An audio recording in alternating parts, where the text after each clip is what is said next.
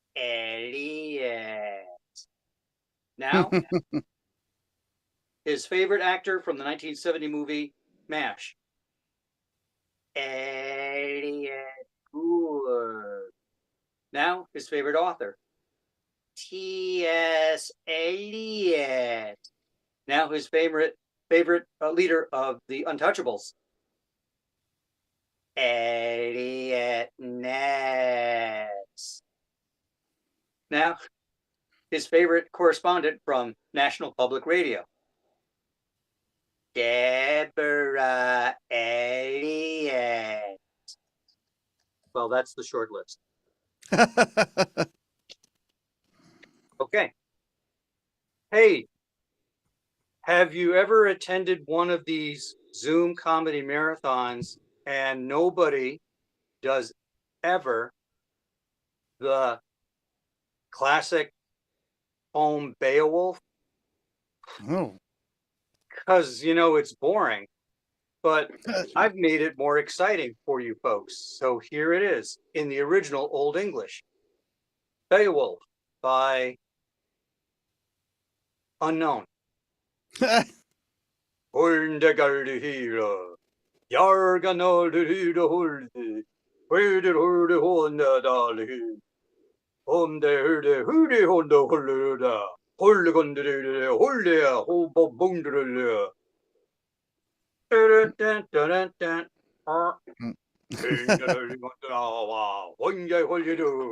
Oh, now here's, I'll add more jazz to it. Here's a puppet that will scream at the end of each line. Oh,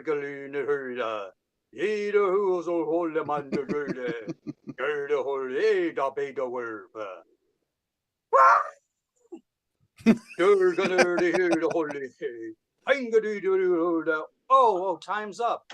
Oh, well, thank you, everyone, and have a good night. Woo! Great job. Definitely great job. A lot of fun. Mel, do you have a question for Ted? Yeah. Do you have any in-person performances coming up? Yes, next week near the Poughkeepsie area, it's called Way Out Variety Show, where I will be doing a variety of things with a variety of people in a way out manner. Very cool. Do you have a website so people know where to see when you're online or in person? Oh, sure. Why, I was just thinking about that. Indeed. Yeah. Why, I think it's on Facebook. It's Ed Smythe Hook Comedy. Oh, yeah, I just wrote it down. There it is. No? Perfect. Okay. No, I mean, thank you so much. We definitely appreciate you did an excellent job there. Very, very, very funny. Thank you so much. I mean, Ted the impersonator, but Oh, and thank you and bless you, Andy and Mel. Mel. I like it. And little baby Orb is ready for his liquor bottle. thank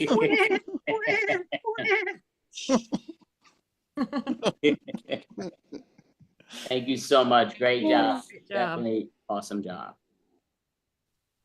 Mel, would you like to introduce the next individual?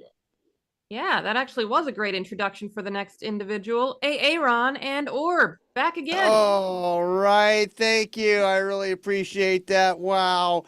Ted, you're so amazing. Loved your set. Yeah, so you're feeding my child regularly a fifth of liquor every day on the because if you're starving my child, I'd like to have it back so I can sell it to someone else. Orb, that's not, you can't do this.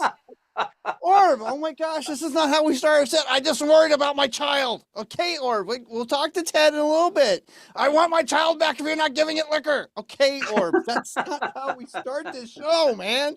This is not how we start our set. I don't care. I'm worried about my Orblet.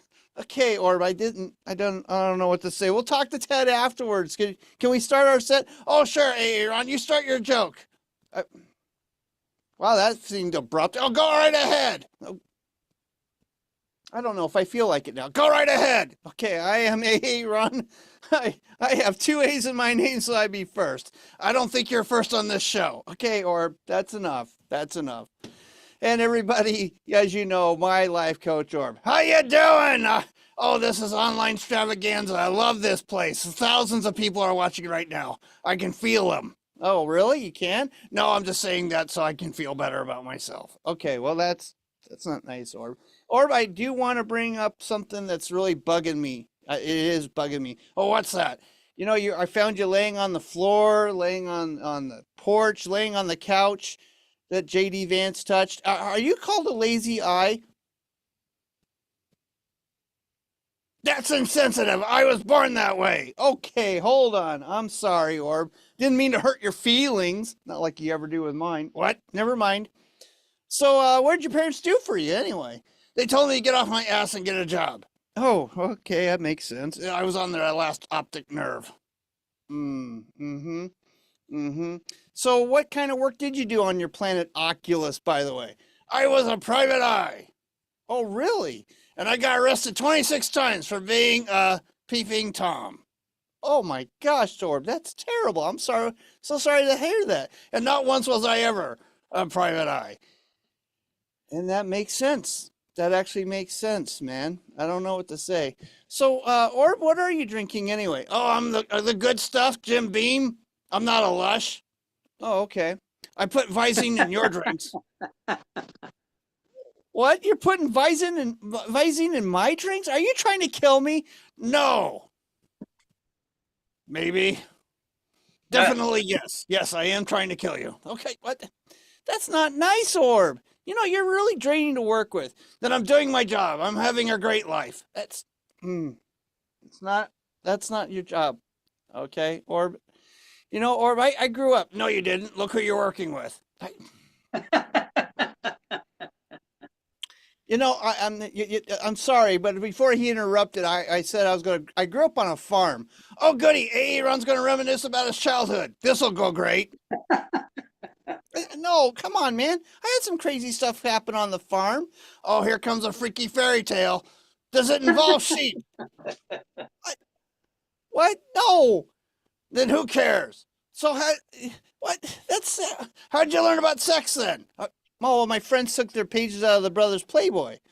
I bet they were stuck together. No, they weren't. I bet they were when you were done with them.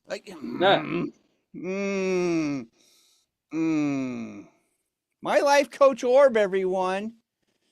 Jeez, you know, on the farm, I had to share a cramped bedroom with my sister and brother. Did you grow up in West Virginia? No, I grew up in Idaho. We have kissing cousins, but not with our tongues. So how'd you like your quarters? You mean our bedroom? No, I mean the cages your parents kept you in. We didn't have cages. They serve you bread and water? How'd you know my mom's favorite Sunday supper? Oh, I don't know. Orb, I think, yeah, you know, you're just losing it with me. I don't understand. I'm going to keep talking and you're going to listen to me. I'm actually a little tired of hearing you. I'm going to keep talking and you're going to listen. I'm going to mute you and then you won't be able to say anything. You can't do that. Hey, get out of my face. Say you're sorry. What?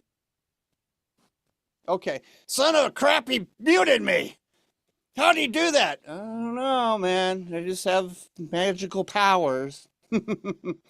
Yeah. I'm scared. All right. You know, when I was in my 30s, I started losing all my hair, so I shaved it all off.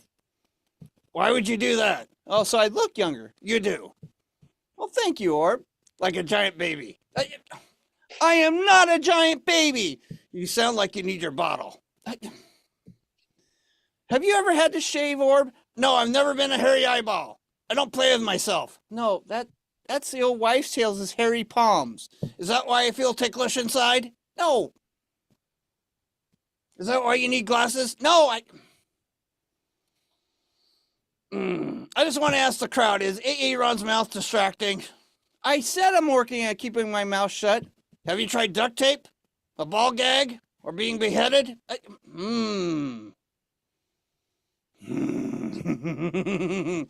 don't know why I have him as a life coach.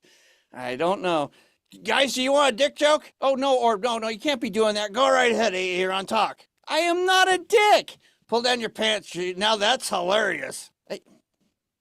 I hear your wife lose it all the time. That's not nice. What does she call it? A cocktail weenie? Okay, that's enough, Orb. That's enough. Jeez, I don't know. I want to ask a question, Orb. Sure, let's go to this. Okay, are you very religious at all? I only believe in the hand of God. Oh, wait a minute. So you think I am one? No, you're like the rejected hand mascot of Hamburger Helper. I know your wife rejects it. Okay, again. So why do you say, oh God, before we do a set? I hope my suffering ends soon. Oh, well, okay. Guys, I have an announcement to make on this comedy extravaganza that millions of people are watching right now. Billions. The whole world's watching this right now. Yeah. I am running for president of the United States. Wait, hold on. Orb, you can't run for office. You're an illegal alien. Considering who's running right now, so can I. Yeah. Vote for me and I'll keep an eye out for America. Okay, well, that makes sense. And I will make sure every citizen gets a fifth of liquor every day. Oh, wait a minute. What is that going to do? Make them forget what they're...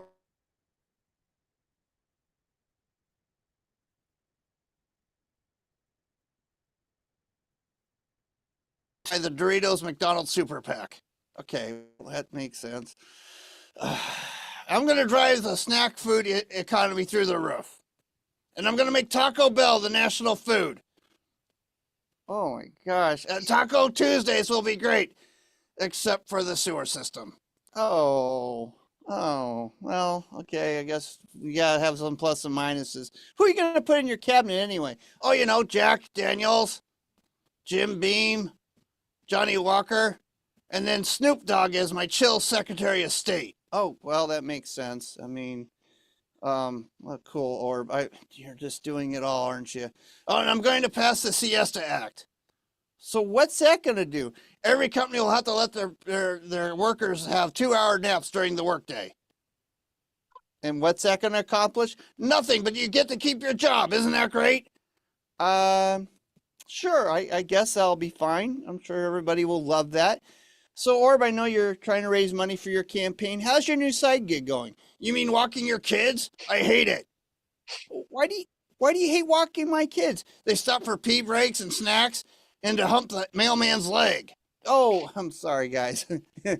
My kids are my dogs. That's what that is. It's like walking toddlers who are obsessed with constantly stopping. So, Orb, how long did it take you to walk 2 miles today? 6 freaking hours! But we stopped for ice cream and liquor at the end. Oh, great. How did they like that? Oh, they loved it, of course, and they're completely drunk. Wait a minute. Hold on. You got my dogs drunk? That's terrible. You're a terrible father, Orb. You are. Can you call the friend of the court and say so I can get my kids taken away from me? Oh. I don't know. Hey, guys, I just found out something. I'm an ass amputee. Oh, well, you know you're a puppet. That's how it works. I want my butt back. Keep talking. I'm going to put your ass in a sling. Oh. What's that smell? I have no control over my flatulence. You have no control what comes out the other end either. Yeah. You know, I just recently went back to the gym, and when I say that, I went back once, and I just need to get better shape, you know. I think you can stop hitting the weights. Really? With your face. But no, I gotta get in better shape. I've let myself go. I've gained 30 pounds. Oh no, you have a really great dad bod. Well, thanks, Orb, for a corpse. No, Orb, do you work out at all? Yes, I do yoga. Oh, so what's one of your favorite poses then? Oh, it's one I do with my girlfriend called the downward doggy style. Okay, I don't think people need the Act out, man. Stop. Oh, is there another one you like? It's called the morning grog. What you do is you lay back and let the liquor flow in your mouth. It's really good for you. Well, why not mimosas? Are you serious? Look at me. Oh, okay, I agree. I'm sorry, Orb. It looks like you do a yoga pose, Aaron. Really? The couch potato? I know I didn't want to be the one to say something, Aaron, but you stink.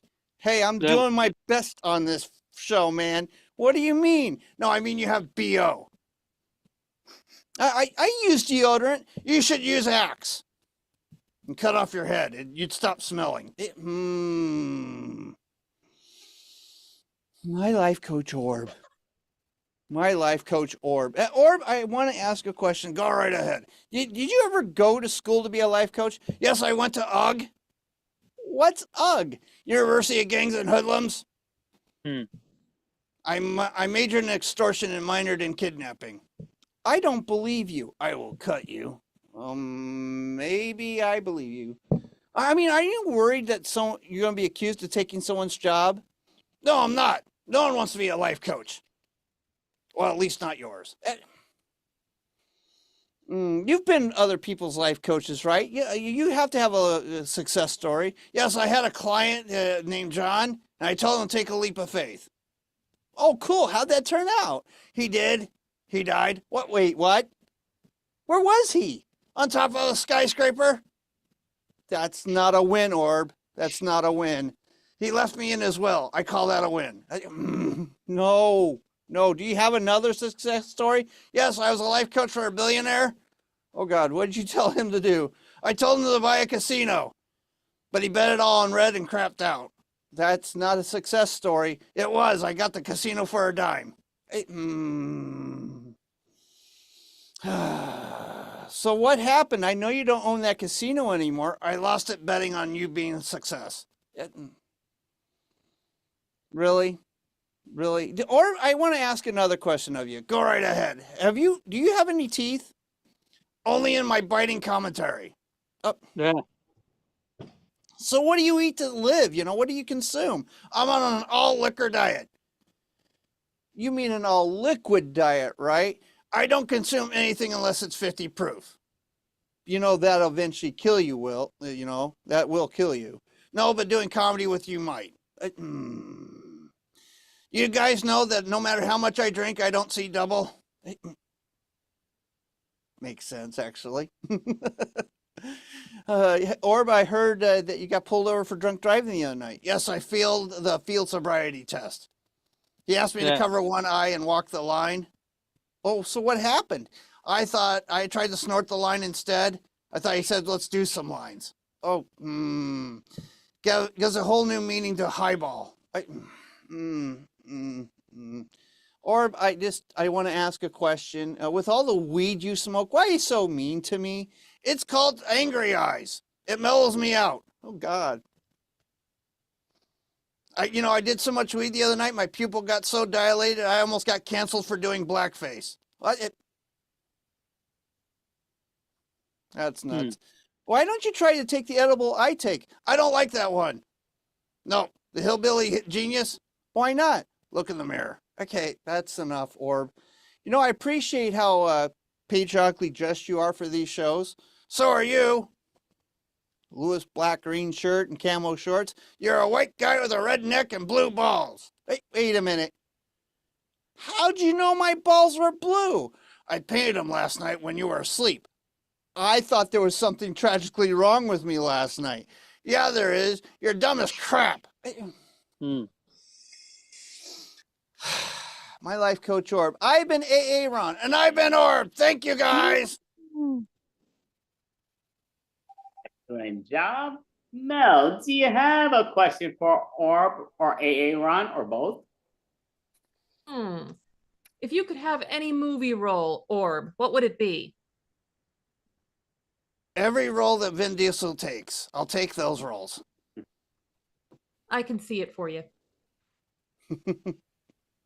I mean, definitely a great job. I was lucky enough to earlier interview them both, which was spectacular. So if you didn't see it, watch it. Again, we never going to hate if you like the videos and like what we present, which is awesome. But do you want to show off your website at AA Ron or so people know where to follow you in person or online? You can follow us, and I know this tag is only for YouTube, but Oddly Funny on YouTube, Facebook, and Instagram. That's where you can find us. That's the way it's spelled there on the screen. That's how you can find us. Bombing Run goes up there. Some of our stand-up comedy goes on there, the online stuff too. And we do some sketches. We haven't done some in a while, but we got some new ideas. Or hopefully get some time to do those as well. But that's where you can find us for the most part. Thank you so much. Great job. I mean, we'll give credit to Orb this time. We're going to say Orb and AA Ron. Great job, both of you. Thank you, thank you. I want to talk to the tech guy who left the clock on during his show. I want to talk to him. That was my mistake, Orb. I'm so sorry. You're a dumbass. Okay, that's enough. I'm sorry, guys, but thank you, guys. Appreciate it. Good job. Thank you. Definitely appreciate it. Thank you. Now, where's the drinks? So, Mel, would you like to introduce the next gentleman that's performing? Sure. Up next, we have Anthony Renda. Anthony. Oh, yep. Oh man. I was like, oh my God. I was like, what's going on here? Do I have the right time? All right. As you can see, there's a Band-Aid on my chin here. Everyone's like, oh, did you have a shaving cut? No, I'm in my 40s, okay? Last few years, and I still have pimples, guys. Zits.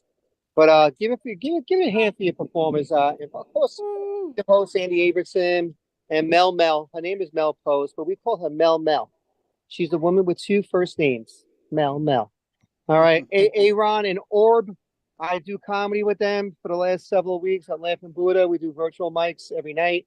He's been a regular. I've been a regular for the last 4 years since COVID when it first started in March of 2020. I used to be. I've been calling Org, like organization, and he gets offended. You know, puppet with an attitude, man. I don't know. You know, he's got a little. He's a little diva. No, he's a great guy. You know, he's a one-eyed Jack. Always bet on that. Oh, and some familiar faces, and it's extravaganza. You know, it's extravagant. You know, with the improv performers and the teams and the comedians, as you can see. You know, you've experienced some great comedians. Ted, oh my God, that guy was a great impressionist. He had a lot of characters. He had a lot of material. I had a lot. You know, he had characters using his hands, and he spoke very monotone. You know, he changed his pitches. He didn't have to change pitches. He spoke like a science teacher. I like that. It's very talented. All right, now this is where the talent level goes down, guys. Like a cyclone, or like the Thunderbolt in Coney Island, because I live right by there. All right, it's okay. This is, I don't know if you guys know Brooklyn, but there's the 18th Avenue Feast, usually at the end of summer, usually like the third week and fourth week in August for 10 days, and I'm headed towards there. That's why you see me walking. I'm going to a cannoli eating contest, you know, for the Italians, you know, cannolis. Now, I don't know about you guys. I'm Sicilian. I've been born and raised Italian, homemade foods. We made our sauce and wine for over 50 years. Still do. My mom still does, parents. Yeah, my dad does it on his grave. Yeah, still makes his wine. 6 feet under. No, he's in a monument. He's in a mausoleum. You know, my father knew when he dies, he goes, I want to be in a mausoleum. I don't know about you guys. When I die, I don't know what I want. Do I want to be thrown in the water, in the ocean, ashes? Do I want to be in a monument or a mausoleum like my father? They say if you're in like a regular cemetery where you have a headstone, you know, you're 6 feet under. In a matter of like hours to days, there's going to be worms and leeches all over you. You're just going to be bones. So think about it, guys. I'd rather not. I'd rather think about living. All right. I don't know about you guys. Later on tonight, guys, if you have a little break and watch an extravaganza, me and Orb are going to be by the bar in Bay Ridge, drinking some tequila, some vodka. Yeah. Smoking some stogies, some cigarettes. He's buying. First round's on me. Orb is brought in the second and third round. All right, money's been. All right, what's going on? Okay, lots going on in the world. Okay, I don't know if you guys watched the DNC, the Democratic National Convention. 4 days of it. Thank God it's over. How much torture can we take, man? Damn, 4 days. I was like, oh, I thought it was gonna be like 1 or 2 days. And you see, like, you know, great people speak, like Oprah. What was Oprah doing on the Democratic National Convention? Like nothing's like democratic as Oprah. Isn't she like a millionaire, billionaire? She has, her own show for like 20 years. She was represented by Dr. Phil. She's had Oprah Network, Isn't she like a Republican rich? Aren't all Republicans rich supposedly? And like, I don't know what she's doing as a Democrat. And she was speaking like, yeah, okay. All right. And then we saw the Obamas, Michelle and Barack. Michelle looks great. She still looks like she hasn't aged a day. I thought Barack was in power like 8 years ago. Wasn't he just president 16 years ago? I was like, damn, time flies. And you see him, Barack Obama, like, it's here from Michelle. And he was touching her hand. Like, he was like molesting his wife on stage.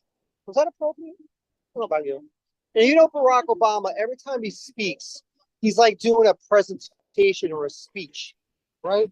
Let's hear it for everybody. The Democrats are the best Republican parties. We represent America. We represent diplomacy. All right, you can hear the music. Okay, I'm getting too close to the 18th Avenue feast. But when you get to the 18th Avenue feast on 18th Avenue, come by 70th Street is where the cannoli eating contest is. It's actually starting in like a few minutes. Actually, probably started. My cousin, I don't know if you guys know him, Mario Bosco, famous comedian, actor for 35 years. Big shot. He's one of the judges. I'm going to represent him and watch him and get a sausage and pepper sandwich. You know what I'm saying? All right. Now, in this Democratic National Convention, did you guys see Bill Clinton? Looks great, right? Nah, he doesn't look great. He looks like he was going to croak. He's almost as bad as Joe Biden. He's like speaking and you couldn't hear his voice. I think he was going to have one of those holes in his neck, smoking too much. But apparently he's not a smoker. All right. But whatchamacallit? Thank God it's over. 4 days. Yeah. What else is going on? Olympics was over. Did you guys watch it? This is fascinating. America was represented, with the great gymnastics, with Simone Biles. I don't know about you, but when I watched the Olympics, being an athlete, I'm still an athlete. I played baseball and football for 25 years, still do. I watch the Olympics and I'm like, whether it's gymnastics, basketball, or even table tennis, whatever the event is, and I said to myself, I could do that. Yeah, I could win gold. I could represent the United States. Right? Am I exaggerating? My ego's talking? Right? Yeah, maybe I could do that with like 10, 15 years of coaching, professional coaching, spending hundreds of $1,000s on these professional coaches. Maybe. All right. But I gotta admit, I got some liking. I like the water polo. I like the handball. Of course, the United States with the gymnastics and the USA team won, the males and females. It was great to see. They were young. All right, we're supposed to win. But what really captivated me was a rare event, was the breakdancing. I was saying to myself, wow, this guy's cool. Ladies. They like to manipulate their body like Gumby. They got that shoulder mobility, hip mobility, right? I have to admit, like, one I was really impressed with, the most talent, was that Australian girl. Man, she looked tall, man. She was doing the kangaroo. I was like, she was doing the windshield wiper. And a lot of controversy behind her. I don't know about you guys, but I don't think she deserves zeros. I think she deserved at least a one, a couple of ones, and a couple of zeros. There's too many Russian judges there. Russian judges are very strict and very stern. All right, what else is going on? Lots going on in my life. These are some things that I've been experiencing. I've been going through recently, and maybe you guys can relate to this. You guys seem normal. I seem like normal, which is a good quality. All right? You ever wake up in the morning and you're like the most miserable, depressed, frustrated, angry person? Like, God damn, I gotta fucking wake up. I gotta face the world and reality. I gotta work. Damn, take orders from my manager. Not boss, just Italians. The only boss you are is yourself. 3 people. You, me, myself, and I. And Lord Jesus Christ, our Savior. All right, besides that, manager, not boss. Then as time goes on, you're like dreading every little thing. I gotta go to the bathroom, wash my face, shave. I gotta brush my teeth, take my vitamins, do my stretches. I gotta meditate. Then I gotta cry for a half hour. And I gotta cry. I don't want to go to work. I don't want to kill my man. All right. That's what I do. It actually is very helpful, guys. It prevents me from killing my manager. Right? Then as time goes on, you're like, okay, I feel like a normal person or a semi-normal person. After like the first cup of coffee, I'm like a semi-normal person instead of being like a miserable, frustrated, angry serial killer. First between Jeffrey Dahmer and John Gotti because I'm Italian. I'm like mafioso here. All right, this is what you got to get, guys. Lucy's sausage and peppers. It used to be $8. Now it's like $20. Okay. Does anybody have any money they can lend me? All right, I'll put my Venmo in the chat. You guys can Venmo me some money. Times are rough, man. All right. So besides being miserable, all right, and you expect like, does anybody like this? Like, yeah, you do the same things over and over, same patterns or rituals. Like I'm being miserable, complaining and whining. Like I expect to be successful and rich in like the top 1%. Like to be great at my field as in sales and marketing and as a comic. As you can see, it's not working. I think I should reevaluate things. Right? Isn't that the definition of insanity? Doing the same things over and over and expect different results. All right, I think I'm gonna try to be more positive. All right, look the knockers on that girl. I'm just joking. She works out her body. Okay, sorry about that. Speaking of that, Bill Clinton, how was he on the Democratic National Convention? Surprised he wasn't Me Too. All right, enough of that. All right, so other things going on in my life, you ever feel this? I've been feeling this for the last several years, several months, probably with my ADHD past. You ever feel lightheaded, airy? Like you're like, you ever feel like that balloon? That's, that Waverly balloon you see in car washes and new businesses, like tech businesses, right? Like, look at you. Like you feel so airy, like, yeah, who am I? What am I supposed to do? My focus, like you don't know what to do. Where you are, if you're focused, what's your next agenda? All right, I get that feeling all the time. It's part of the past ADHD. That lightheadedness and that prefrontal cortex. All right, so I got to really use more energy because they say the average person uses less than 10% of their brain. I probably use like 1.6. All right, so I'm gonna try to use my brain more. Yeah, sick. Like I'm doing a set for my forehead. All right, it's a work in progress, guys.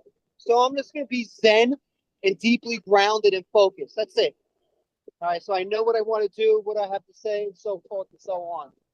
All right, so I got to be more zen. All right, what else is going on? During the course of a day, think about a 24-hour period. Think about how many different emotions you feel during the day. Several of them. Like we get anxious, trying to get up and brush our teeth and do our morning routine and get to work on time. We get stressed, right? Don't we get stressed? All right, trying to make it work, make all our agenda, all demands, this and that.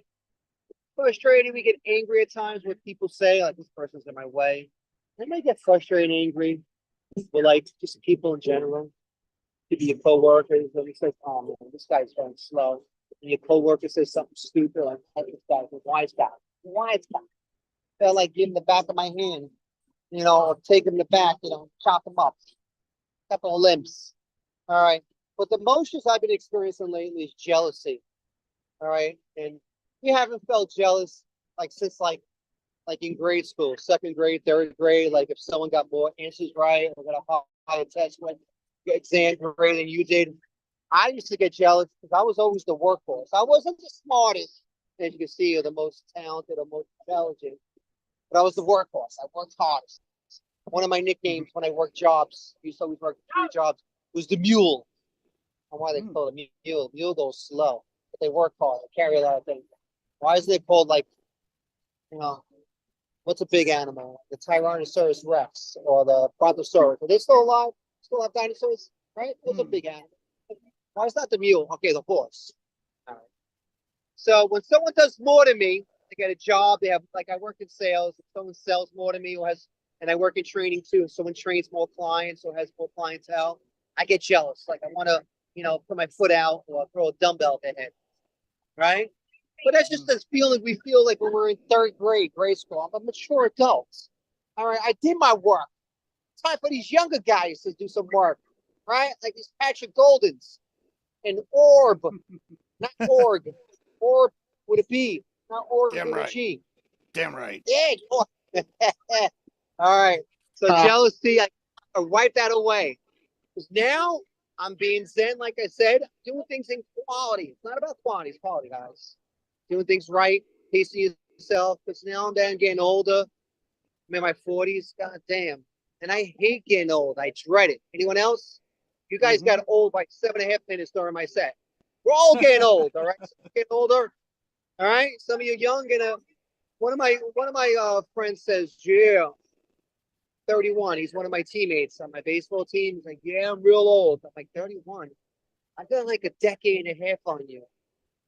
I could be your teenage father. Could have had you when I was 16, 17. I was like, wow. All right. But I hate getting old, guys. I'm trying to find a remedy. You know, they call it your golden era, your golden ages, you know. But I have to feel a solution with it. You know, you get wiser, you're less stressful, you're less frustrated, you know who you are, you don't deal with the bullshit and nonsense. So this is how I'm getting older. I'm just going to pretend I'm 38, 37. Yeah. That's it. I'm just going to lie about my age. So I look at with my new haircut and just say, my dye job today, I'm going to dye it again.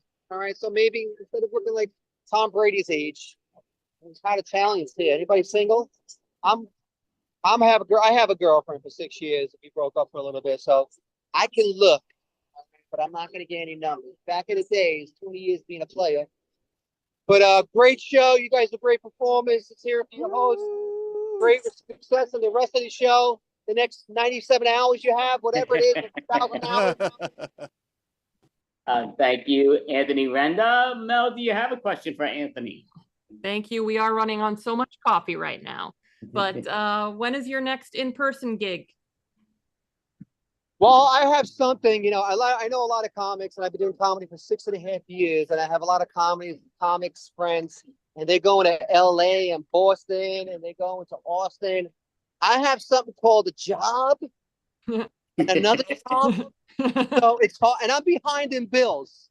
So I had a restaurant that I brought about 3.5 years ago, and I lost everything. I brought a restaurant in Long Island in Rockville Center, so I'm still paying for it. So I'm trying to pay bills and work some side jobs and extra work.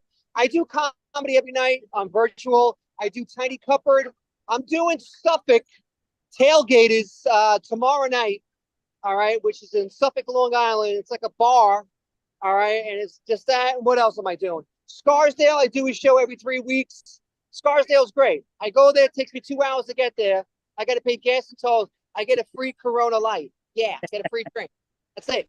Comics don't get paid unless you're Dave Chappelle and Kevin Hart and a headline like Mark Norman. We do it for stage time. Beer. Sad but true. You did a great job, Anthony. We are just behind time, so otherwise I'd love to interview you. But again, you know, next month, and Anthony Renda's been a humongous part in the extravaganzas. He's been in the high majority of them. Next month will be our 50th month in a row doing it, so that we're going to do a big type thing and see where that's going to take us. But thank you so much, Anthony Renda. Great job. Definitely. Thank you. Continue success, guys. I love doing this. It's the highlight of my month. Thank you, guys. Thank you so much. Thank Great you, Anthony. job. Great job. So, Mel, would you like to introduce the next individual? I know he's running late also, so yes. Yep. Up next, we have Patrick Golden. All right, Patrick. Yo, hello. Happy Friday. We survived, unless you're like me and you work on Saturdays and Sundays. So fuck, what the fuck does a weekend mean, you know?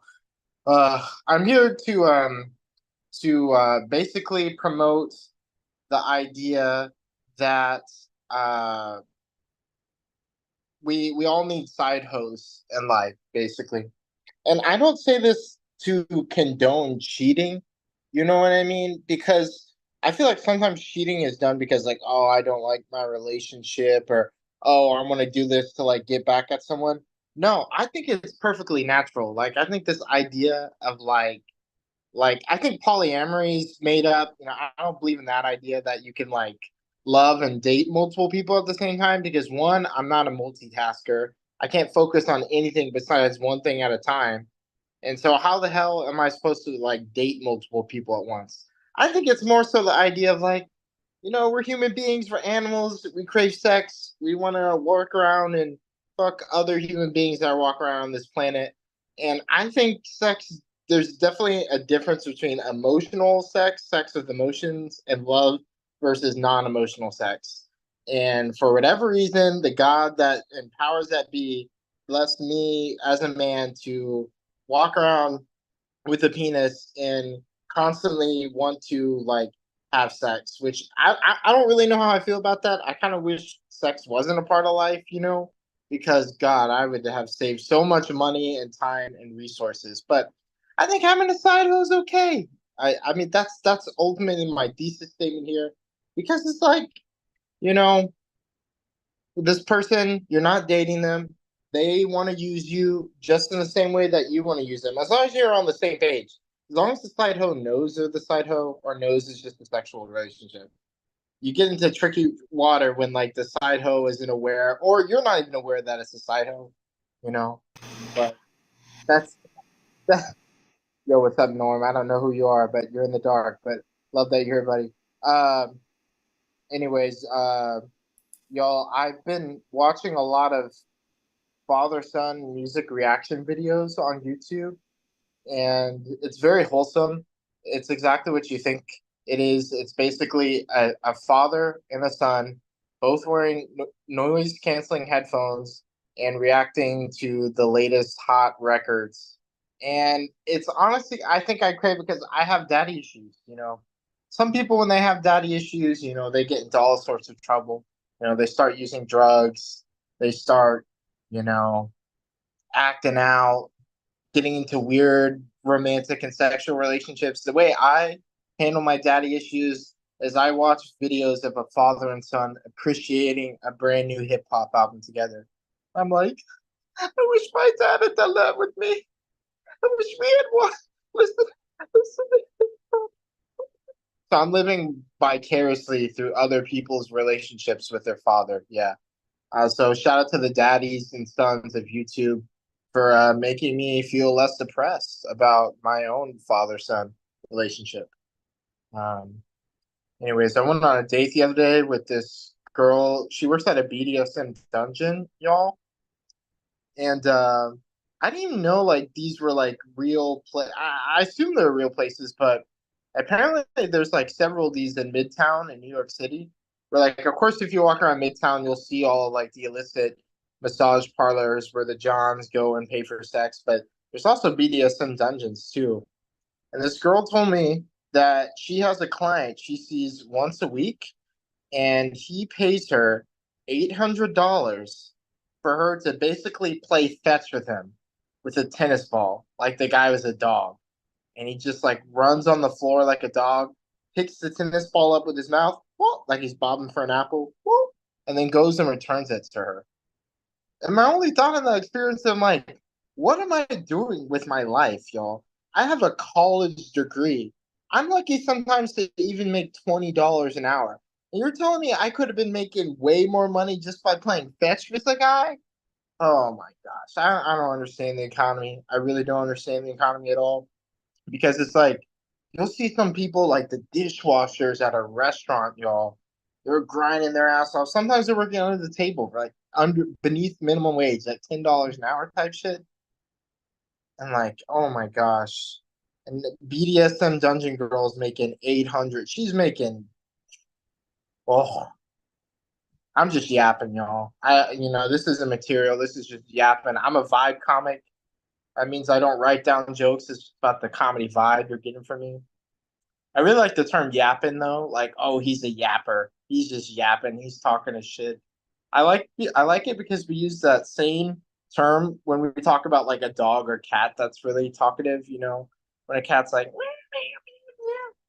or a dog's like but they're not actually going to attack you. They're just like, I don't know, they just want to, put some sounds into the universe, and get you feeling or thinking a certain way.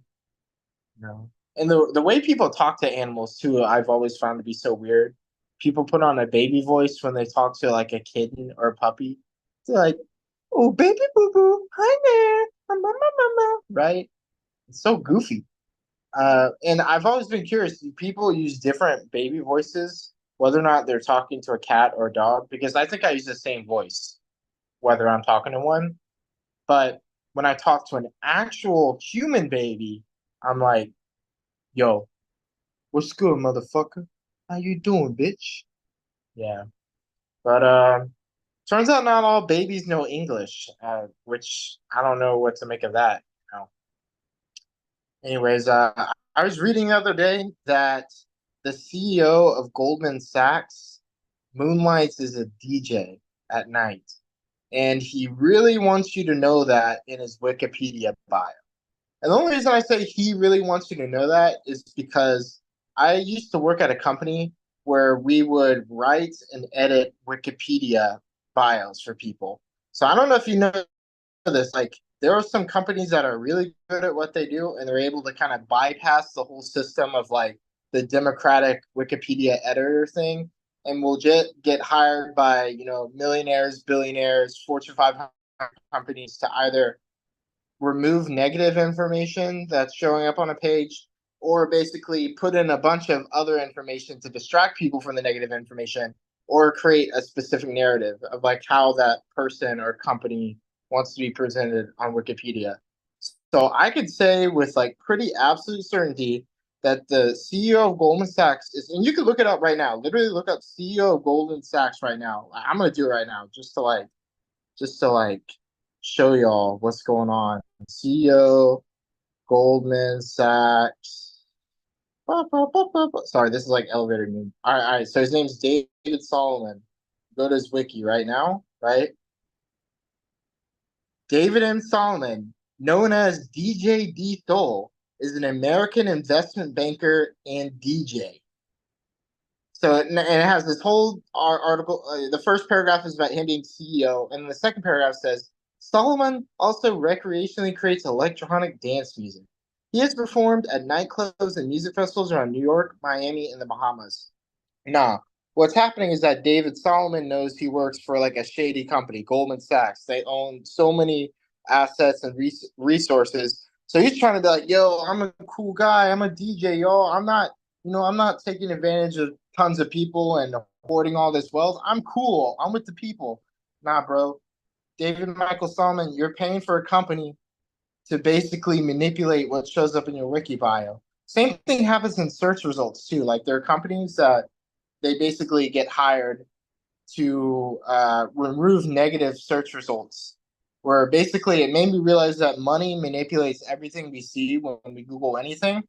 So most people, it's kind of different now because Google is now just like one long endless scroll. Before it was kind of like page 2, page 3, page 4.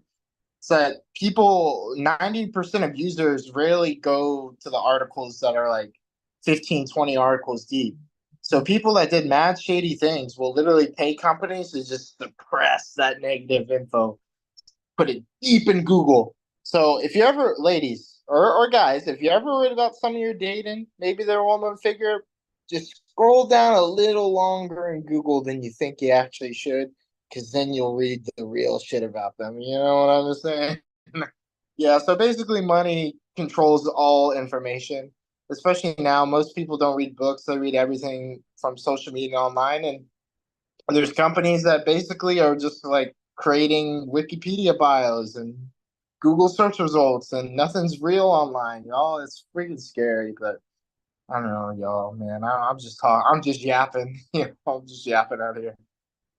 Anyways, you know that philosophical problem where it's a trolley problem, where you're basically a trolley driver goes into a split in the train tracks, and on one side of the tracks, it's 5 people that are tied to the ground and they can't escape. On the other side of the track, it's 1 person. And the philosophical question is, which side do you go on? Do you go over 1 person to save 5 people's lives?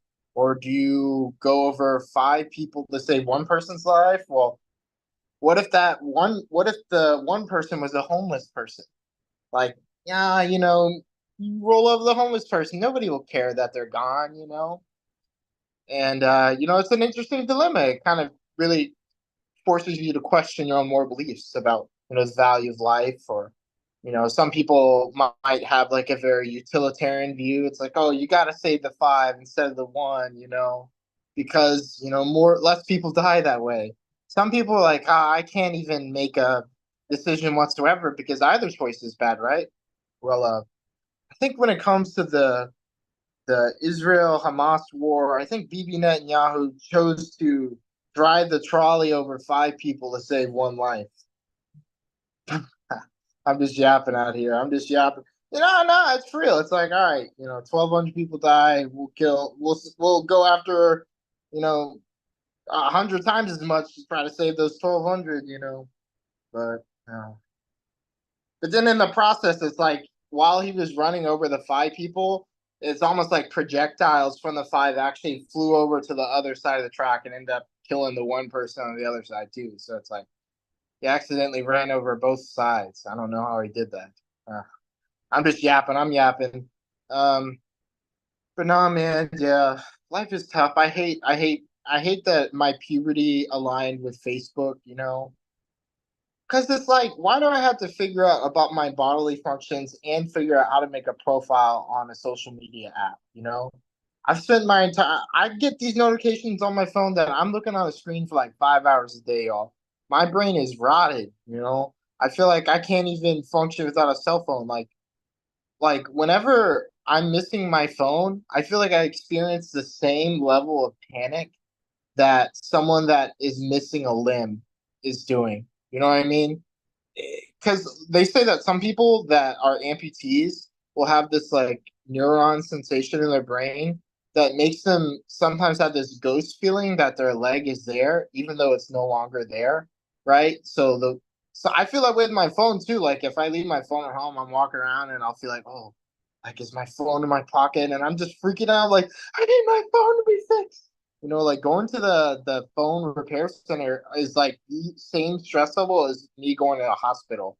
Because I feel like cell phones are like extensions of our consciousness at this point. And now Elon Musk is talking about like putting a brain chip in our heads, And so we are gonna become one with technology. We'll just be Googling things with our minds. I don't know, man. I'm freaking out. Anyways, y'all, I had something insightful to say. Nah, I don't have anything insightful to say. Oh yeah. So I grew up actually thinking I was going to be a pastor in the Christian church, y'all, and that didn't really work. I kind of grew out of my faith, and now I do stand-up comedy, which is very similar to preaching. Very similar preaching. You're making sad sports references. People give me some light nods and laughs, but I don't know. Pretty much the same thing in my opinion. You got stand-up comics, Sam Kinison or whatever. Main difference between stand-up comedy in New York City and church in Texas is just there's way more Jewish people. Yeah, there weren't many Jewish people at my church. But anyways, y'all, I'm actually a Jersey boy at heart, even though I'm from Texas and I've lived in New York City. And that means I cheat on my girlfriend. Okay, all right. Well, she's a side hoe. What can I say? Okay, all right. I'm just yapping. That's been my time. I'm Patrick. Thank you, everybody. This is great. Thank you, Patrick. I know you're running a bit late, so I don't want to keep you on too much longer. But Mel, do you have a question for Patrick? Yeah, got any in-person gigs lined up? Yeah, in 15 minutes, I will be co-producing, co-hosting a show in my neighborhood at Coffee Mom Variety Night in Dimas Park in Brooklyn. That's going on until 10:30. So if you're around Brooklyn, you can come hang there. Otherwise, tomorrow night I'll be at the Pit Improv Theater, Midtown at the Duck Show. It's a comedy variety show. That'll be at 8 o'clock. Tickets are only $10. 8 o'clock at the Pit Improv Theater. Yep, 29th Street. Definitely. Yep. Go see Patrick Corbin. Yeah, definitely. Thank you so much. We do this monthly. We are behind on the thing as I reached out to you, which I apologize, but break a leg in your show today. And thank you for participating in this month's extravaganza. Definitely. Yeah, thank you so much. This is always like one of my highlights of the month. So happy this is a regular thing. Thank you so much. Thank you. Patrick Corbin. Definitely. Peace. Thank you. Great job. So Mel, gonna just say, yeah, we are running late, but again, to me, don't worry about the lateness, because I am such a huge fan of the person that is performing next. So we are introducing the amazing Mel Post. So not break your leg, not personally. I mean, really, but. Thank you for that. Yeah, so I usually like to use the theme for the extravaganza to sort of, bounce off of and get some ideas. And this month's theme is comedy at its best. So apparently this has to be my best set ever. No pressure or anything. But on a broader scale, it's the last full month of summer. And I'm kind of ready for it. You know, I always look forward to summer. And then when it gets here, I remember that it sucks. Like, have you guys ever had a really unfortunate tan line? Like, because I think mine tops the list. Because yeah, I went to Vegas. I went to this like car racing event, right? And you know, they would let you sort of walk around in the pits and like check out the cars and check out some vendors. And there was this vendor giving like temporary tattoos, right, of car brands. I'm like, okay, why not? So I got a tattoo of the Dodge Demon on my left arm. And what I didn't realize was going to happen was once that tattoo wore off, for some reason, the Dodge logo faded. And the only thing that was left was the word demon. So for months, I was walking around with a tan arm and a chalky white outline saying demon. And keep in mind, I was living deep in the heart of Utah at the time. So this was freaking people out, okay? Like people were coming up to me like, hi, do you have a moment to talk about the book of...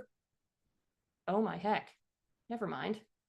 And I'd be confused at first, but then I would remember that I was casually walking around Salt Lake County with the mark of the beast on my left arm. So that was something. But anyway, I live in Oklahoma now. And since I've been in Oklahoma, I have learned a lot more about bugs than I ever wanted to. That's an unfortunate summer thing about Oklahoma. And, you know, personally, I think everybody who's lived in Oklahoma for longer than a year should be awarded an honorary degree in entomology. Because, like, seriously, you could go up to any Okie and, like, ask them to identify a bug, and they'll just be like, yep, that's a yellow-bellied titillating cowpie beetle, all right. Give that man a degree. I mean, we would skyrocket from 49th in education straight to the top. But, you know, I think we also need to have our own calendar. That's another thing we need here, because we can't measure the seasons by what the weather is doing, because the sky can reach down and scoop us up at any time. Let's be real. But what we can rely on is what type of bug is invading your home at the moment. So I would propose that April and May be combined into one month called earwig. June would stay June because that's the month of the June bug. And we would have our barbecues on the 4th of mosquito. You know, I think that would work. But I mean, there's one bug that takes the cake. I don't know what to say about this one. It should probably have its own month too. It's called a cicada. Have you ever seen a cicada? I did not know what they were until I moved here. And in my blissful ignorance, I thought they would be something cute because it sounds nice, right? A cicada. You think it's like something with cute little feelers and big eyes, and maybe it hops around like a bunny or something. No. I found out what a cicada was one night when I walked into my living room and I saw this big black amorphous blob on my ceiling. And I'm a couple glasses of wine in, staring at it, trying to figure out what the hell I'm looking at. And then it starts flapping its wings. And it sounded like a Cessna taking off in my living room. And it looked like what I could only describe as a winged turd. I'm traumatized, okay? Somebody should have warned me. These cicadas should not look like this. Which makes me think, you know, why do we give pretty names to ugly things? You know, like think about it. The word diarrhea. If I didn't know any better, I would think that's a classic girl's name. I mean, we could have had someone named Queen Diarrhea II. But no, we decided to give that perfectly fine set of syllables to explosive shits. And I think that needs to change. And what I propose is we replace it with the word splurge. Now think about it. I mean, that is a gross word for something as beautiful as a shopping spree. And when you say, I splurged on a nice pair of pants, it doesn't sound like a good thing. That's all I'm saying. Now, if anybody comes up with a better name for cicadas than flying shit beetles, I'm open to suggestions. But anyway, this has been a lovely extravaganza. It is Friday, the 23rd of Scorpion, and I've been Mel Post. Thank you. Great job, Mel. Just for the record, Mel is insanely creative, very quick-witted, and all that stuff. Just if she does have a child, hopefully she doesn't name the name and the other person names the name. Don't want to call your daughter diarrhea. No, that's what the hell. But I'm saying it sounds nice, not the meaning. It didn't deserve that. That word didn't deserve that. That's all I'm saying. things that make you go, but great job, Mel. Appreciate that. So we do have the smartest person on the planet, but go ahead, Mel, introduce him. Fourth smartest man on the planet is Joshua Previn.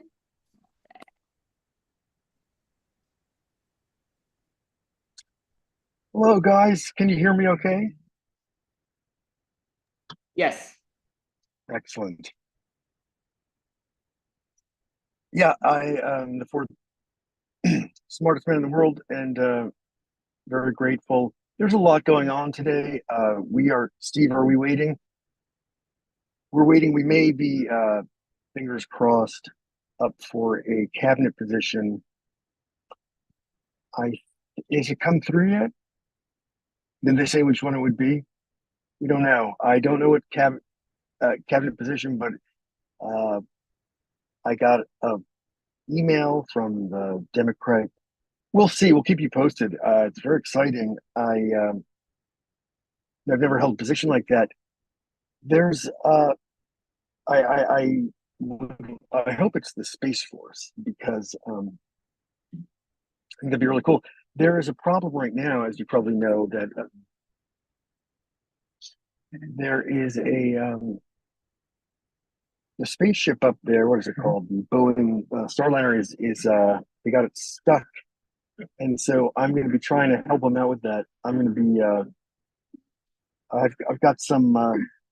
I think they just got to kind of. I think it like with some WD-40, get it up there on a rocket of some kind, and just spray it around. I think that's what's going on. I'm not sure, but well, I'm getting a lot of questions lately in the chat about wanting how do I become smarter and all that kind of stuff. And I wanted to give a few tips and tricks about how to be smart. You don't really know what you're talking about. You want to, don't say I don't know. Don't say that. You have to lean in and pretend. My son is here with me, and that's what you hear. But okay, we have to cut to the chase, because this is an important. This may. Steve, can we do it now, or can we make the announcement, or are we holding it back? Yep. Okay. All right. We are just getting word that I've moved up to third place. I'm the third smartest man in the world, which is just humbling to me. I don't. How did it happen, Steve? Who got knocked out? Who got knocked down? Oh, really? Oh, it's terrible. Yeah, and I know the lighting is probably incredibly bad. I'm parked on the side of the road. Very bad timing, comically so. Yeah, I'm in third place. I think I'm right behind. Who's second, Steve? Who do we have at second now? Is it Albert Einstein? Is it living or dead? Anyway, I want, it'll be Labor Day soon, and a lot of people don't know what Labor Day is, what the history of it is. I don't know either, but I think it was originally created for women who had gone into labor and therefore were unable to do comedy, do stand-up comedy, I think the comedy Extravaganza began in 1913. I may have that wrong. Let me know, because around that time, people were beginning to do Zoom improv, and then you guys got started. This is almost 100 years ago. No, it's 110 years ago, and people. The Steve, is this right? On Labor Day, what typically happens is everybody does improv until it becomes annoying, and then we all said, yeah.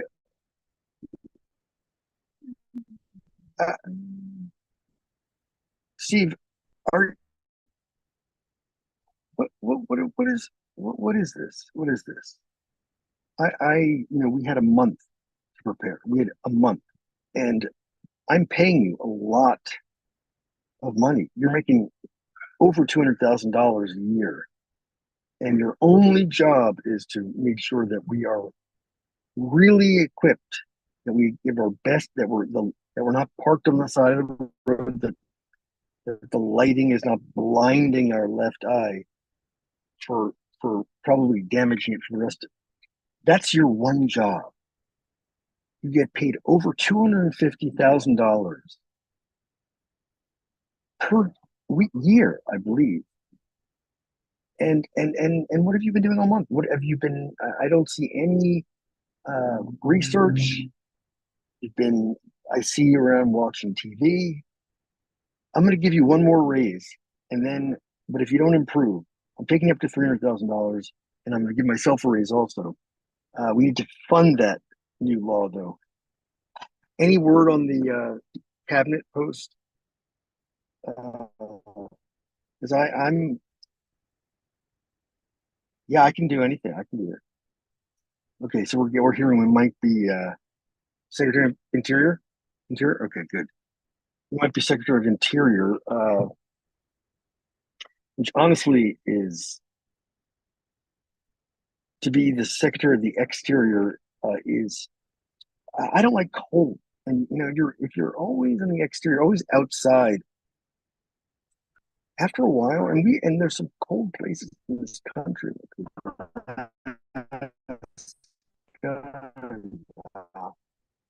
So that's why I'm going to do the start Secretary of Interior. That's fine. And then when I kind of really feel like I understand the interior and I'm comfortable and everything, then maybe we'll do the exterior. You do the secretary. I don't want to be the Secretary of State because I don't want to. I'm not good with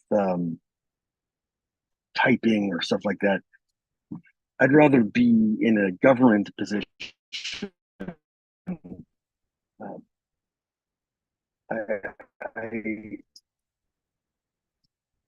They're all secretaries. Is that what you said? Well, I don't want to do that then. I don't want to be a secretary. So can you tell them I'm not interested? Thank you. Yeah. Let me just look in the chat and see what kind of questions we might have. Okay, the question is about AI and how do I invest in AI, and how can it help me in my life? Well, I don't know. I really don't know. AI is very threatening to me as the fourth smartest man in the world, third smartest. It's threatening to all my colleagues who also got letters from a Mensa type organization telling us that we were really smart. So an AI is a because if there's AI, then wait a minute. Hold on a second, Steve. I need you to take a memo. We need to we hold on a second. We're getting another call. Yeah. Okay. Yep. It's the spaceship, the Starliner. They're gonna. They are okay. We told them to.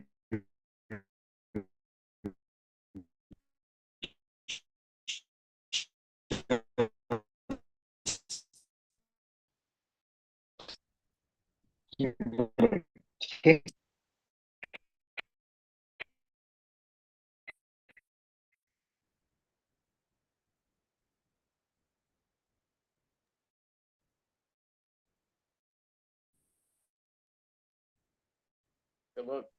I guess we gotta call just Joshua. I don't know.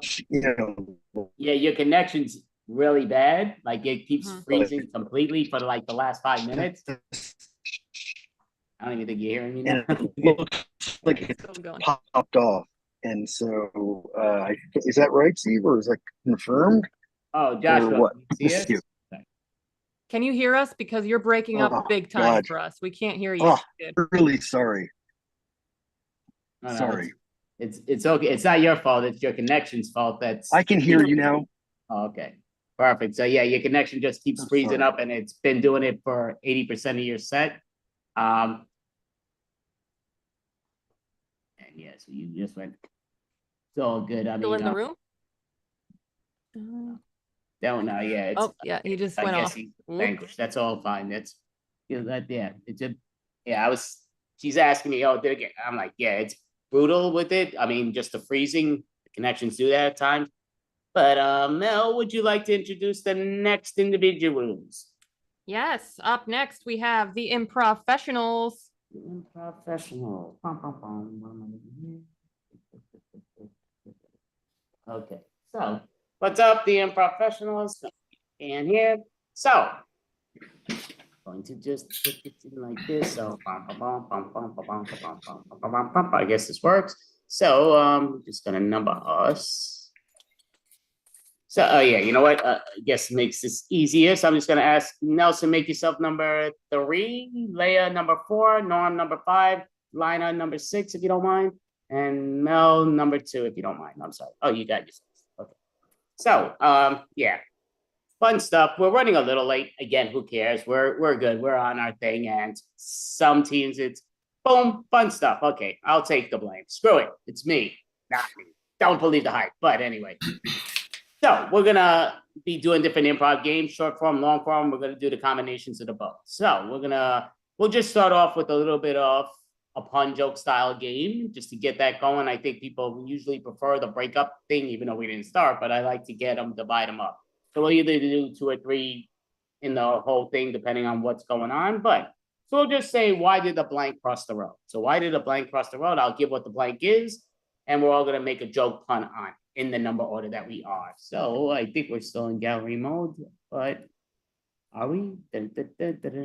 Yes, we are. Okay. So, so yeah, so it'll be myself, Mel, Nelson, Leia, Norm, Lena, and then back to myself. So we'll say the word will be going to say Easter egg, Easter egg.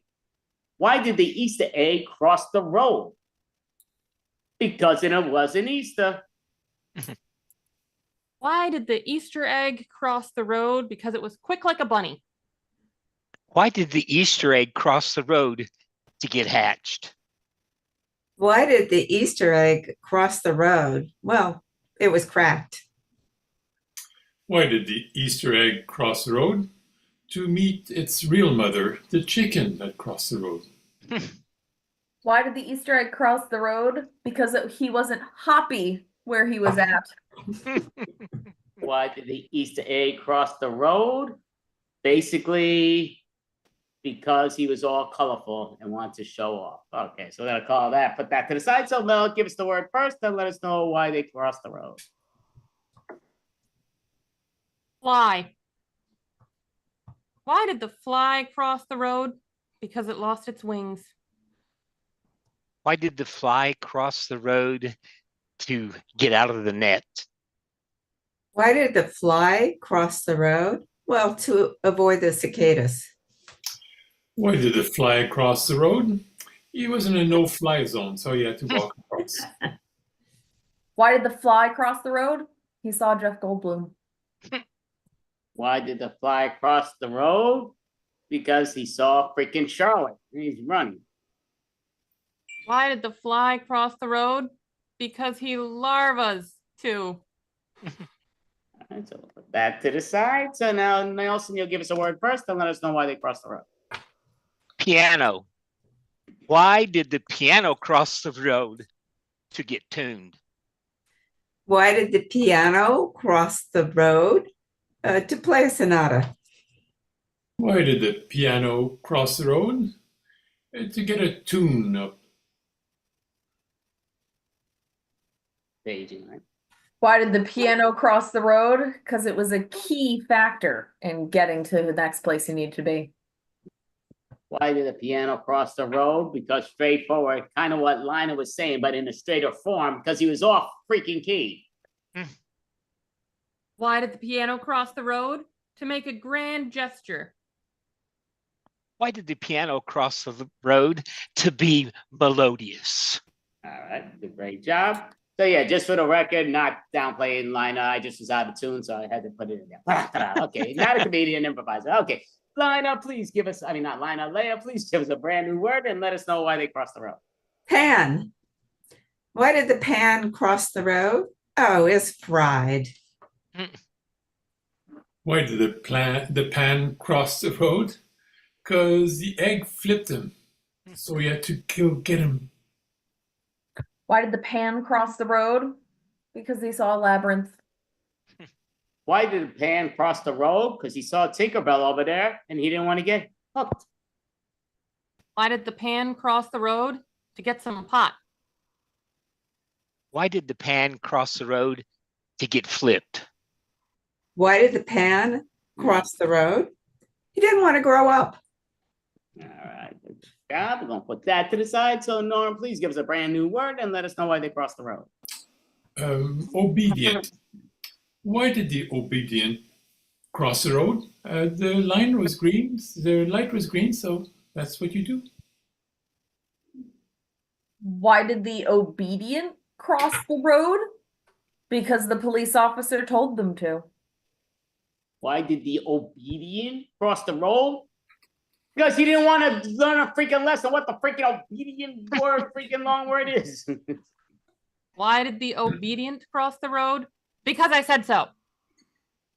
Why did the obedient cross the road? To follow the sign. Why did the obedient cross the road? The light was green. Why did the obedient cross the road? Because his friends, the egg, the fly, the pan, called him over. Okay, come with that to the side. So Lana, give us the word first and let us know why they crossed the road, please. Fish. Why did the fish cross the road? Because he couldn't cross the whole ocean. Why did the fish cross the road? Are you really Wanda? Why? Why did the fish cross the road? Because it was a fish out of water. Why did the fish cross the road? Because he was hooked. Why did the fish cross the road? Well, he was scaling. Why did the fish cross the road? He was told to go down the pike. Why did the fish cross the road? Because he wanted to visit the new bar, McGillicuddy's. Yep. We'll put that to the side. All right, so we're gonna do some improv, obviously, other game. So we're gonna do, you know what, we'll start off with poem of the week. So poem of the week, fun game. So it's gonna be two of us at a time doing it. And poem of the week, simple game. We're gonna get a suggestion from Lina, and myself and Mel will tell a poem, which is one line at a time. So I'll say a line, she'll say a line. So we're not doing a scene, we're doing a poem. And it's whatever the poem of Lina tells us. So I'll put myself and Mel in the spotlight for now. And we're gonna get a suggestion from Lina for what our poem of the week is. So what poem are we gonna talk about, Lina?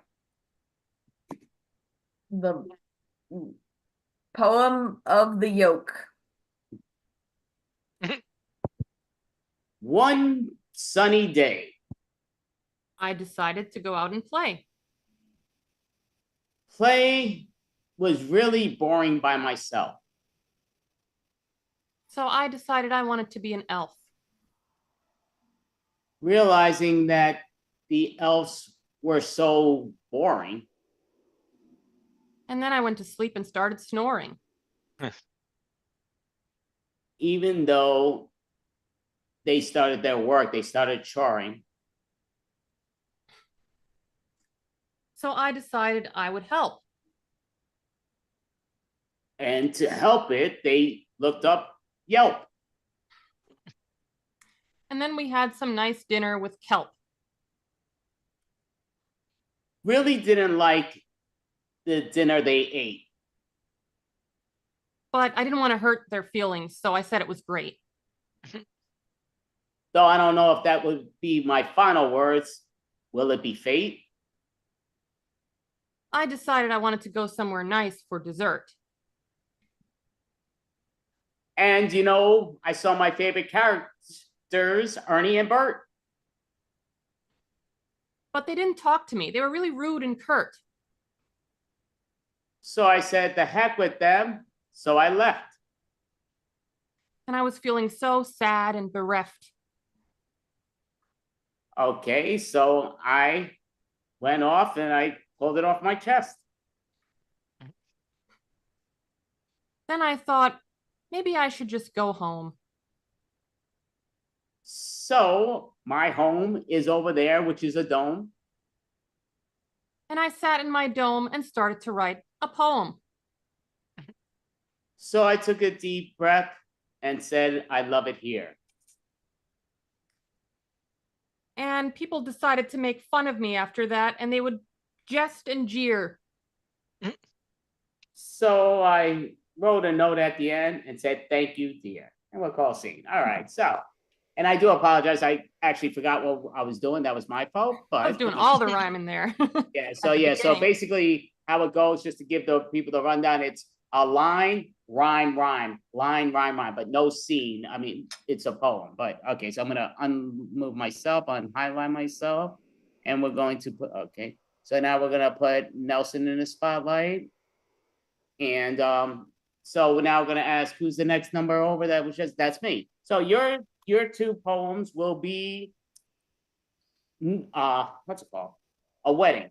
Go ahead, wedding is your poem. I was so excited for my wedding day.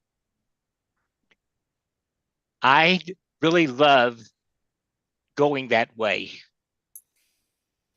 And I'm really glad my mother-in-law offered to pay. I'm so glad that it took place there.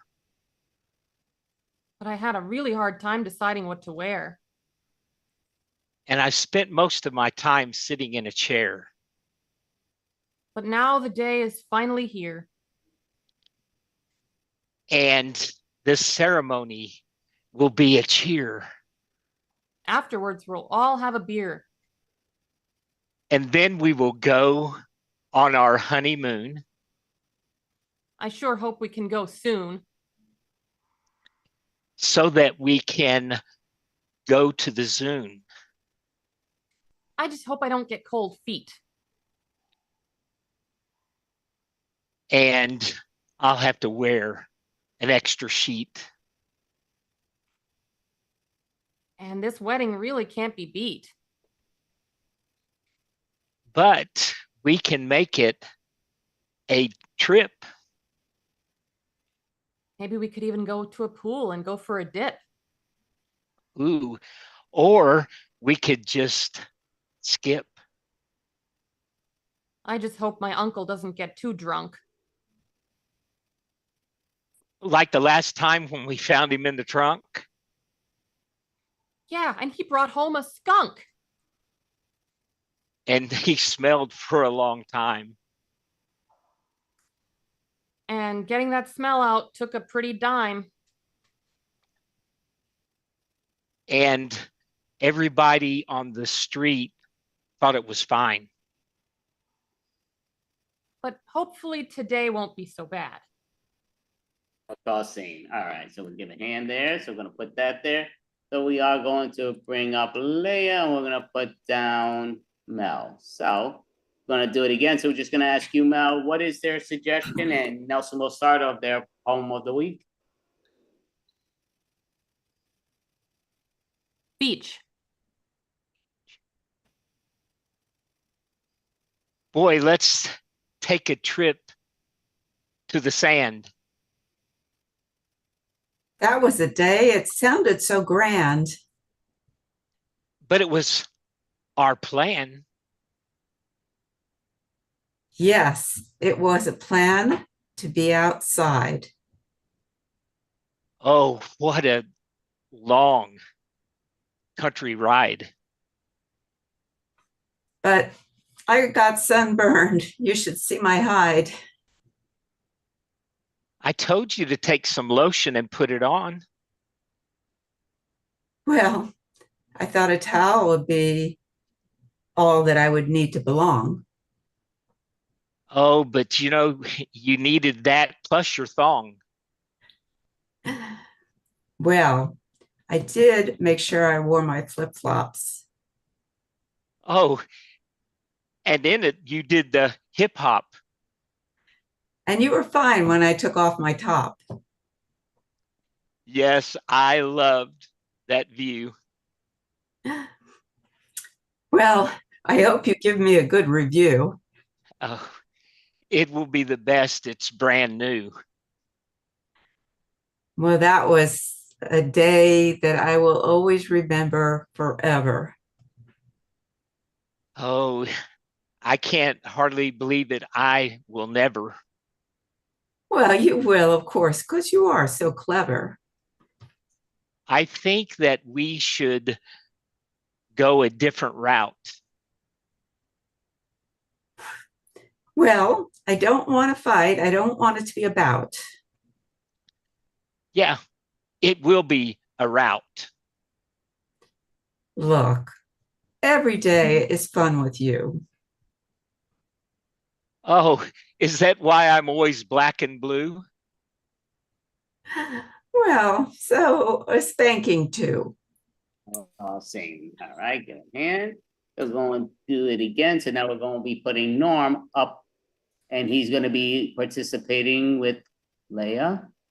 And going to ask you, I mean, not Leia, why Leia? Yeah, no, Nelson.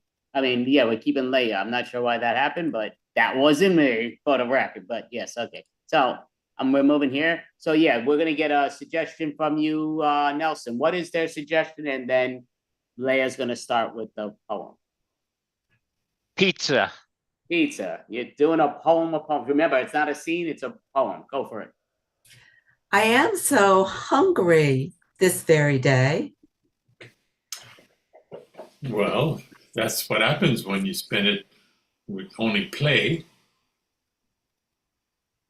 Well, I will speak, and there's plenty for me to say.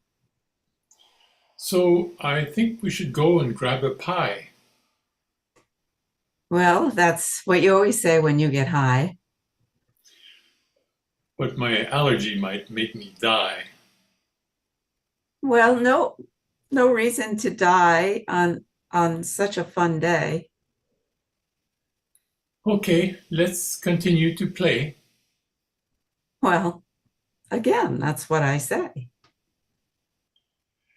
Yeah, last time I cut myself and bled. Well, don't let the blood leak out of your head. Yeah, but I don't like seeing all that red. Well, then we shall do something else, like cross the street. Don't have shoes, so do it with bare feet. It's fine as long as you continue to be discreet. That I will be.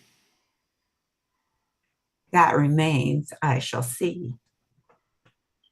Watch out, there's a bee.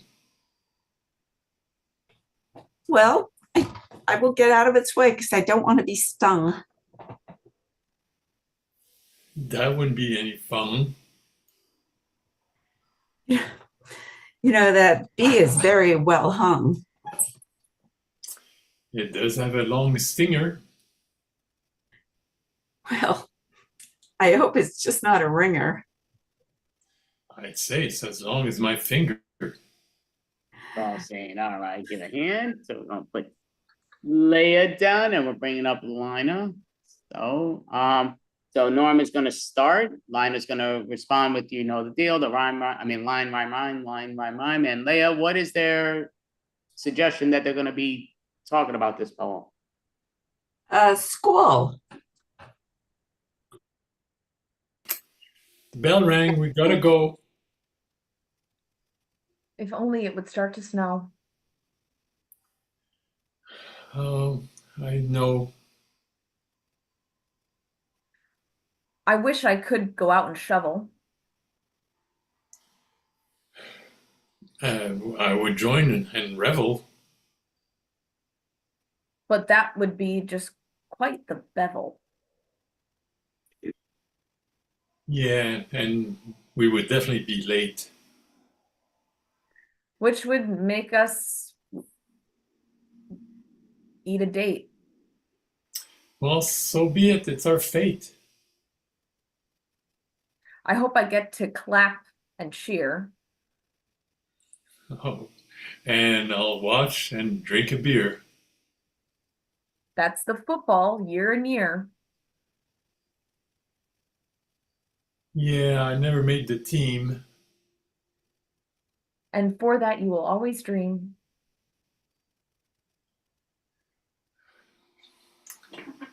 For that, I have to come clean. What secret will you tell? Yeah, that I tried to catch a ball and fell. Well, I think that means you'll go to hell. That place is really hot. Only if you've been a thought. But my skin is all I've got. It's time to make sure that you're settled. All right. I'll do that in the battle. And then we'll make sure that you're kettled. And we're gonna sing, put that to the side. So we're gonna do it one more time. So we'll put in me into the spotlight. Sorry, y'all, but yeah, so it's gonna be me and Lina. And again, we're not gonna do a scene, we're doing a poem. And Lina's doing a line, I'm doing a rhyme, she's doing a rhyme, I'm doing a line, she's doing a rhyme, rhyme, line, rhyme, rhyme. But so it's a poem style. So we're gonna ask Norm, what is our poem about? Cooking. Cooking, and Lina will start. Time to turn on the oven. You know what? I started to push, I was shoving. And that is why we won't have nothing. You know, I realize it is my own fault. Well, just grab a little more salt. You know, I shouldn't take everything like it's an insult. Maybe you should try the grill.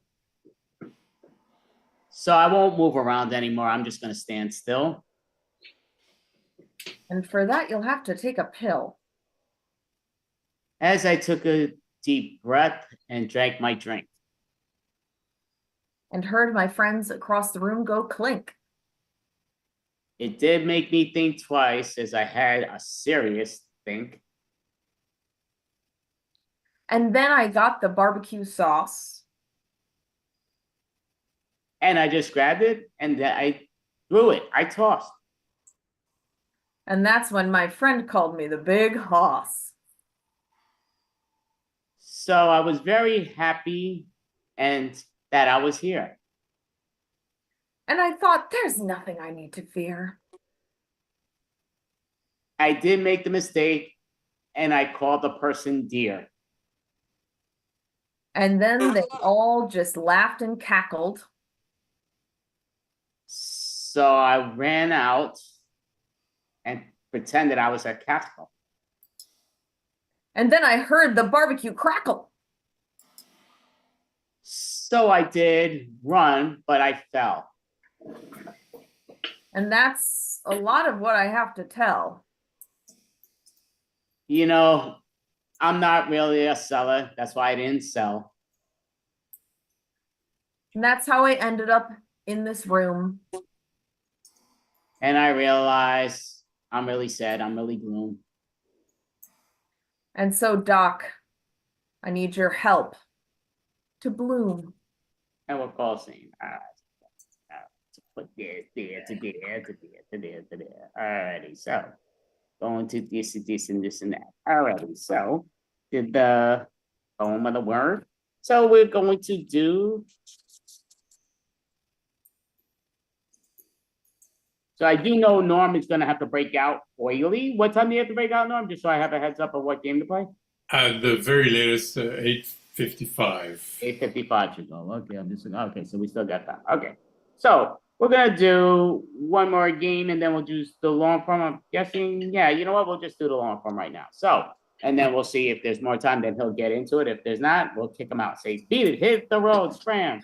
So we are gonna do a long form game style of where we're gonna say, okay, cut it to here. So let's go here. Let's go there. So how that game goes is I'm going to put everybody in spotlight. So I will be controlling kind of what it is, but anybody can raise their hand if they have an idea to take somebody to that scene that they want. So it's kind of like a LeBron, but instead of the timer where they go on themselves, I'm going to time it just with the Zoom world. That kind of makes it easier. But the key goes down to, we kind of like to see, let's take it there. So again, we might go around only once, but we probably won't. We probably go multiple times. And we might play multiple characters as we go around. But the key is, if me and Mel are doing the scene, I say, okay, Nelson, you're going to cut Mel to somewhere. So Nelson would have to rely on what Mel's character was, and Mel will still be the same character. So then when it comes back to me, I'll be a different character or possibly the same, depending on what's the situation in my mind. But my goal is, whatever the scene that Norm and Lina were doing, I'm taking Lina and taking her somewhere else outside the scene with Norm. So again, it's kind of like here, I'm doing improv. My job world is my job world. We do different things in life. We all know that. So the key is, this is me taking Lina as the same character that she was in Norm's scene, but taking her somewhere else. I may mention what they were doing. I may not, but I'm not there. They're there themselves. Piece of cake. So we'll put myself in. I'll always say like, okay, so Nelson, take Mel somewhere. So he's gonna, I'll do the timer thing. So we know, just because of this time. Oh, I hit the wrong button, but that's all good.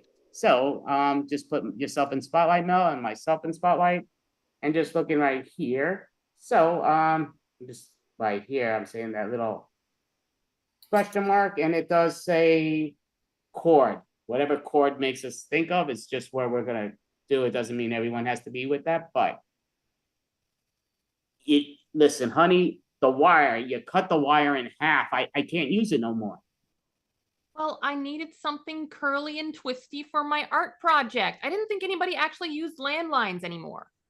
Okay, yeah, I understand. Look, you know, you're in college now, for crying out loud. You should know a little bit better that you're always at your mom's house, but look, I'm kind of old school. But look how nice it looks on my collage. I got an A on it. Yeah, well, I'm very glad you did. Again, you know, your college is costing me a fortune. So I'm not, I mean, you shouldn't be cutting up my wires for my electricity to get your A's. Well, this might end up in a gallery, and then somebody's going to buy it for $1 million, and then the joke will be on you. Yeah, let's be real. You know, 0.0000001% actually make any real money. It's a waste. Look, I may not be a math major, but I don't think that statistic is correct. Again, I'm not a mathematician, but I do think it's correct. I mean, get a job, and stay in school, get a job, and do something else studying wise. It's not a waste. Only people who have no culture would say such a thing. Again, honey, with all due respect, you're cutting up my wires. It's annoying because I don't have any extra wires. I don't use that wireless stuff that your youths do. But yeah, no, I want the wire phone. It's easy. Well, if you had a smartphone, maybe you would have access to more current information. Have a smartphone. You know, again, back in the day, if you told somebody, meet me at so-and-so place, people met. Now with the stupid phones, everybody's walking around, oh, who, where are you? Where? It's the clueless phone. It shouldn't be called smartphone. It should be hey moron phone. Look, these are great ways of facilitating connections with other people. Oh, hold on. Hi, Brenda. How are you doing? Okay, I gotta go. I'll talk to you later. Jesus, you're killing me, honey. Nelson, you're taking Mel somewhere else. We don't know, and she's going to be the same character, but we don't know who you are, so you'll let us know. I'm so glad we're here at the art museum. Your stuff is on display, and it is fantastic. Oh, I know. You've been such a great supporter of me, Mr. Riggs. I mean, you're my favorite teacher. You know, I really didn't teach you. I just coached you. I just guided you. You are just simply amazing. Oh, thank you so much. I mean, I did take a few household objects and, take a little artistic liberty with them, but I think that's what you taught me. Oh, yes, I remember that time that I gave you that picture and you created such a montage out of it. It was so incredible. Yeah, I think this is really going to end up in the Guggenheim someday. Oh my gosh. And I get to tell everybody I knew you and helped you get started. Well, finally, somebody appreciates my artistic vision. I mean, just because I took some curtains and put them on a piece of paper, I mean, that doesn't make me a vandal. Just because they were my mom's curtains, they were outdated anyway. Yeah, but look at the creativity of it. Exactly. You were simply amazing, and your mom's not going to miss those curtains. I just know this BA in fine collage arts is going to be worth it. Absolutely. And guess what? I'm going to help you get your master's and your doctorate both. Oh my God, my parents are going to be thrilled. And then just the term doctor, just to be able to call you doctor will be amazing. Yes, that will be me. Doctor of Fine Collage Arts. Then they'll see. Then they'll take me seriously. So is that Dr. FCA? Yeah, well, I'll have to work out a nice avant-garde title for it. Doctor sounds a little bit too stuffy. Ooh. Maybe like Grand Artiste. Ooh, Grand Artiste. That's got a natural flow. It's just like you. Okay, so we're now taking it where Nelson is getting taken by Leia, and Leia is firing Nelson. She is the principal at the school, but she's firing Nelson. For what reason, we don't know, but she'll tell us. Go for it. So Nelson, I've been a big supporter of you for many, many years. Yes, you have, and I appreciate that. I just the board of directors, they tell me what I have to do, even if it's something I really, really don't want to do. Can I guess what you're going to tell me? Well, you always welcome to guess, of course. Well, my guess is that I'm going to be promoted to the head honcho. Oh, you mean my job? No, past your job to your boss's boss. Yes, I mean, this university doesn't really promote art directors to that level, even if they think a great deal of themselves. I mean, and of course, we appreciate your input always in this university. You mean someone creative like me can't get promoted at this university? Well, it's just got to be straight. I've been told I have to let you go. I'm so glad that you told me that, because guess what? I came in here to quit. Thank God. I mean, I thought you would just start throwing things around and throwing it. Oh, no. I've already been hired by the other university, the one that we compete against that's always beating us. So I do have to tell you the reason that for the firing, that the board of directors feel you're spending much too much time with some of your underage students. Oh, well, you know what? That's up to them. They run this university. I've got a better position and I'm okay. Okay, so we're gonna cut it now to we're gonna have Norm is going to take Leia. This is 6 months later, and they're on a vacation. This is her ex-husband, but they're on vacation together. Go for it. Hi. Hmm. It's a bit awkward, but we had booked this before we split up, so make the best of it. Well, could you put the suntan lotion on my back then? Sure. done that so many times before. Oh, You wow. know this back. It's nothing new to you. Yeah, and it stayed so soft. And, wow. You know, this vacation is just what I needed. Yeah. I was a bit apprehensive, but I'm enjoying this. Yeah. I am too. You know, my job at the university is so stressful. I mean, they're always saying, fire this guy, hire this guy. Oh yeah. And I just wanna create some art and relax. Yeah, I heard you fired the guy, and then they ended up with a better position at that other university that should not be named. You know, because it's your big competitor. I just hope that whole thing with him and his students doesn't come out. Mm-hmm. That could ruin his career. But anyway, why worry about that now? That's right.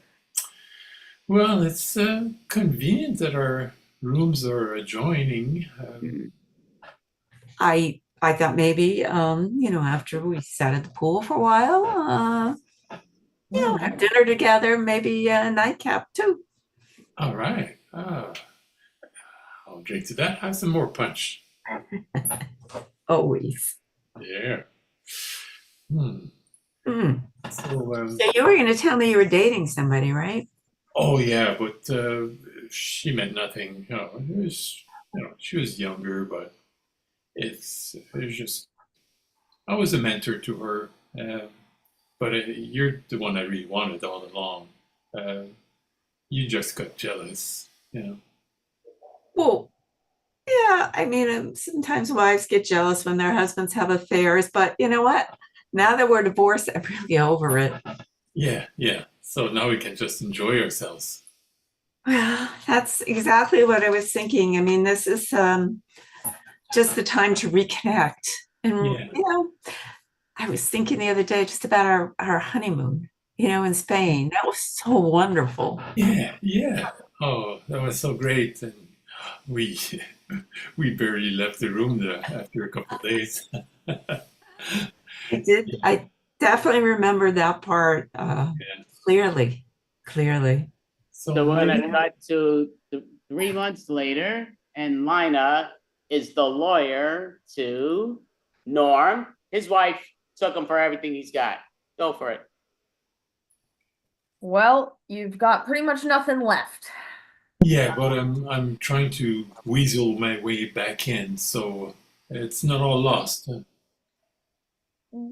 Well, I know you're trying to weasel your way back in, but at the rate that things are going, I mean, you're down to just this studio apartment, and I'm pretty sure that your fridge isn't working. So Yeah, I just had a vacation with her, and things are really looking great.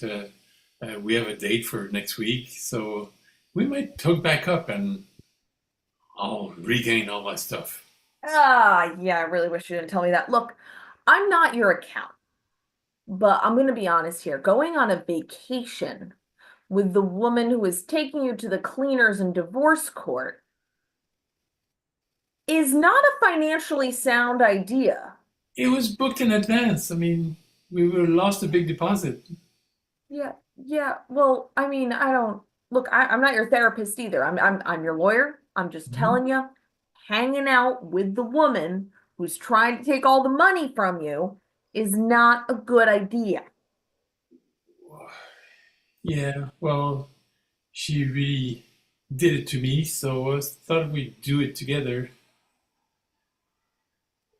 That makes less sense than going on a vacation with your ex-wife. Yeah, well, we have all this history. Come on, we can't let that go. You can. You literally can. You can walk away from it, which is what legally I would suggest. And frankly, if I was your accountant and or your therapist, I would suggest that for those reasons as well. This woman has taken all of your money. So, yeah, past history doesn't mean anything to you. That's why you changed your name back to your maiden name. You've been taking the cleaners as well, haven't you? I'm not here to discuss my marital issues. I'm just here to tell you that going on vacation with the woman who's taking your money and trying to weasel your way back in. She's already weaseled her way out and she's got all the eggs. Yeah, yeah. Well, she doesn't have too many eggs this time in her life, but it's we have a connection. We're getting back together. I mean, I don't have any money to lose anymore, so I can only gain. You absolutely can lose more. You can lose so much more. You at least have a roof over your head right now. You still have a car. So we're cutting now. I'm taking Lina, and Lina's got another case that, well, not another case, but somebody that's taken her as her lawyer. So she's my lawyer, and we're talking about our case. Yo, so there's 3 of you, which is hysterical. I'll talk to the middle one. I have the worst clients. Okay, Mr. Bradford. Yeah. Oh, I like that, Mr. Oh, that's respect. Wait, was that the right one or the left one speaking to me? I don't think the middle one. I didn't see the. Oh, yep, you look too good. I thought Jay silly. Mr. Bradford, your wife is taking the brewmaster. He's taking my broommaster. Oh man, I didn't know I had a broommaster. Oh, what's a master of a broom? Oh my goodness, that a master witch? That sounds so great. Oh wow. It's your beer making kit, Mr. Bradford. Yeah, with all due You know the beer that you're currently drunk on? Well, drunk, chinkies to chankies. I'm just kind of wondering. I'm a bit empty here. Do you have a flask over there? Do I have a flask? Well, one of you 3 must have it. I mean, come on, let's be real. One of you 3 must have it. I have some water. I can get you a cup of coffee. Water, coffee. Oh, you're a comedian. I like that. But, you're my lawyer, so you got to have my back. And having my back means you got to have some beer or vodka or something. I have half of a bottle of some sort of brown liquid. Okay, so something, a brown liquid. What does it smell like? Because brown could be diarrhea, and I don't want no drink no diarrhea. That's kind of weird, but. Well, it's alcoholic. It smells like paint thinner. So, sounds like something you'd like, Mr. Bradford. Oh, okay, I definitely like it. So, how come you didn't know what the hell you have in your office? It's kind of weird. You just. I share the desk with a few other lawyers. So I think that's Johnson's. So. Oh, Jesus, yeah, Johnson. I don't like saying, oh, yeah, I was shaking off a Johnson. That sounds weird. Johnson, what Johnson is? I got a Johnson, but I ain't, listen, come on. Look, I'm talking to the Mr. Bradford, I think we're getting off topic here. Your wife is taking the only thing that you wanted to keep in your divorce. You mean she's keeping my underwear? Because I really need underwear. I was changing my underwear. It took a while and everything. But yeah, that's really important to me because, The brewmaster, Mr. Bradford, the brewmaster. She is taking the brewmaster with her. The master witch. I like that. Okay, that's weird. Okay, I didn't know I had a master witch, but that's interesting. This is why I can't have nice things. Mr. Bradford, I would advise a rehabilitation program. I've said this way too much. I'm not your therapist, but I'm just going to say that I don't think that this level of drunkenness is normal. Oh, but that's good. Now, can you do me a favor? And the one to your left and to the right, tell them to be quiet because you're all 3 talking to me at the same time. And it's kind of funny, but I can't make out what you're telling me. Mr. Bradford, I'm going to lock you in this office tonight. And I'm going to try to have this conversation with you again tomorrow morning when you've sobered up a little. And we'll go scene. All right, so there you go. Back to the side. So, remove the spotlight. So, I just have a question for you, Norm. Give yourselves a hand just for the record. But Norm, I think you do got to get going. Am I wrong or am I right? Well, if it's the next game is going to be longer than 8 minutes, I should leave. Yeah. I'll be this is disruptive for you all. All right. So have a great one. You did it. Yeah. And don't forget your brewmaster. So I will ask, because I'm gonna ask a dumb question, but I'll ask it anyway. Is a brewmaster a real thing? I honestly don't know. Oh, so it means it's not. Okay, I thought you were pulling out a word that I never heard of, but okay then. I mean, it could be a thing. It sounds like a thing. Sounds like something you would brew beer in. Or coffee. Yeah, well, coffee too. Yeah, beer takes a little longer though. A broom master. A brewmaster. Brew. Brew, Oh, brew. Oh, Sorry. yeah, Okay, I not a thought you were saying brewmaster, a master. That's why I'm saying brewmaster. a witch, master of witches. Oh, okay, that's different. Okay, that sounds like it could be doable. Okay, it's Linus' fifth language, so you gotta start taking everything. Just kidding, but okay. So yeah, it was a me miscommunicating, which is all good. So we're gonna do a game that pretty much like many other games that sometimes I'll just make up out of left field, and this is one that I was writing stuff down. I said, you know what, let's put it in there.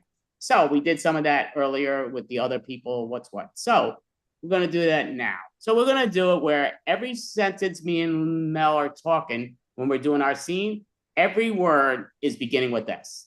Not that we have to search for the S words, but everything is going to be S. So kind of like I'm saying, everything's got to be with S. We're going to see everything's sass, su, si, switz, ses. So we know the deal. Simple to the point, but maybe not. We'll find out. But it sounded good in my head. But maybe that's when I was talking to the three liners. I don't know. I was the second liner that told me that. So we'll find out. But there's the beer from the brewmaster. It's going. We need a little extra kick. All right, so I guess we could do our spotlights. I guess that always works, and I kind of like it. But all right, so we're gonna do it. So I do have my little question mark thing that gives us a thing. So a desk is our suggestion desk. So me and you, every word we're saying is just with S. So I guess I'll start because we're gonna all get to do it. But both of us are doing that, right? yeah, we're both doing Okay. the SSSS, right? Everything with it. So I will begin, and we're going. So this desk is awful. Sits sassy. Sats sao sai circ. Succeed, set, sit, sound. Sabi sai sont sunt susel sai sesk. Maybe Seabay should say suck start su. Su seely sink sai sud set sasats of sunny sorit. Swell susu sis so sweating slinking su sunny sucks. The suns sometimes su tap su sigir sit sound. Sai seed sai sesk su sigger sing south. Sas south ser. Sas ser that's so. Sabi sorsat seeing ser. South sat.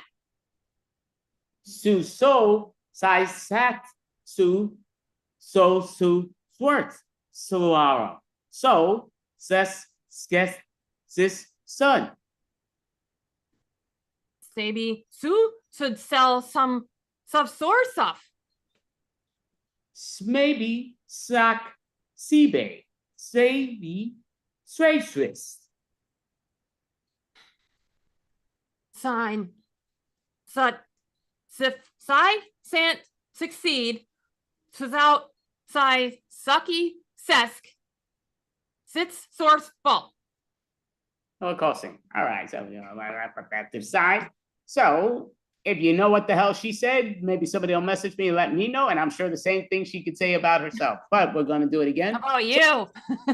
So all we're pretty much doing, yeah. So basically, what we're doing now, we're gonna do it again, but this time it's gonna be Mel starting the scene with Nelson, and they're both again. It's pretty much replacing the first letter with the S, and you're just pretty much doing that with every sentence.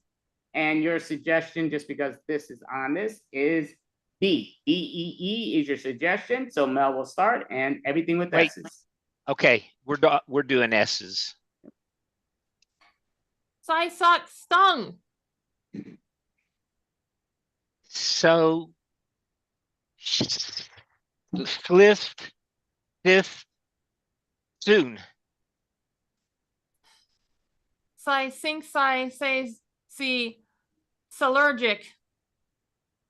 Sue should swap the theme fan go so swear go go. Says sai skin supposed to see sis suller? Sure she shoe chips Chan Day. Sai snoo sis was sus sad idea.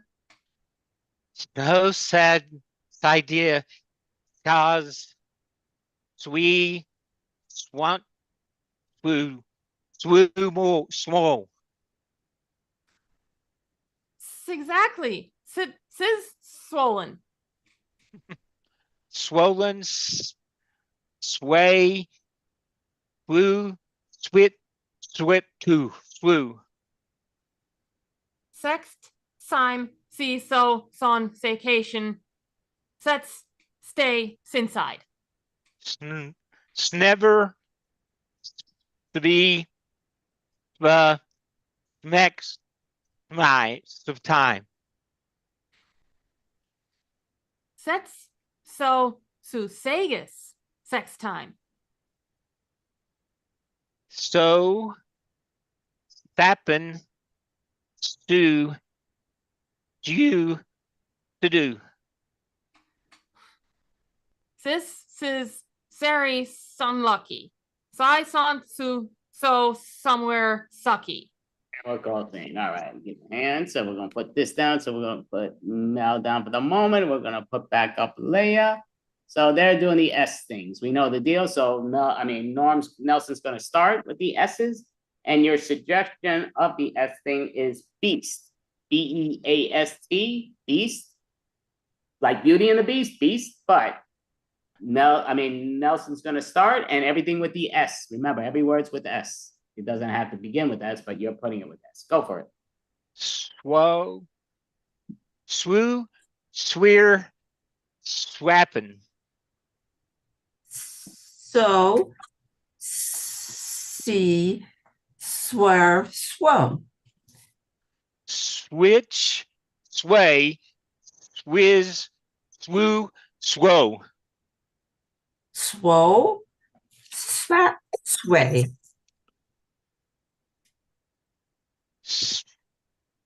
The behind, sure, swipe, sweep, sway.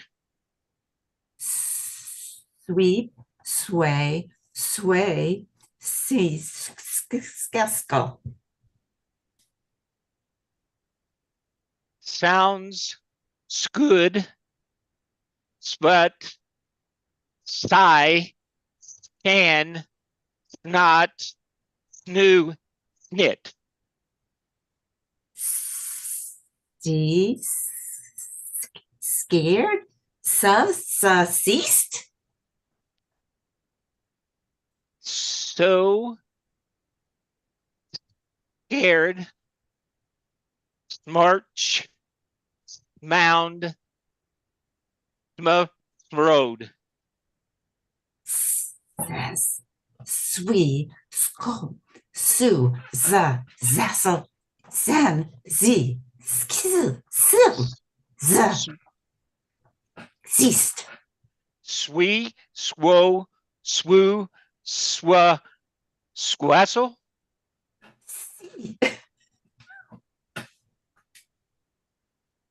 Sway, switch, swan, should, swee, steak.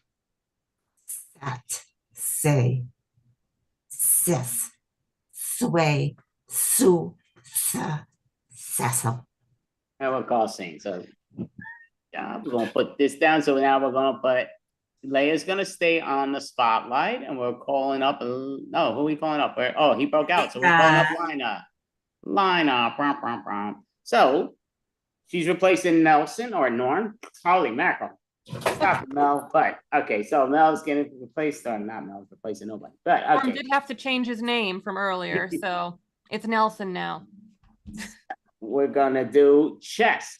Chess, CHESS. The board game is your suggestion. Doesn't mean we have to play chess, but whatever that makes you think of.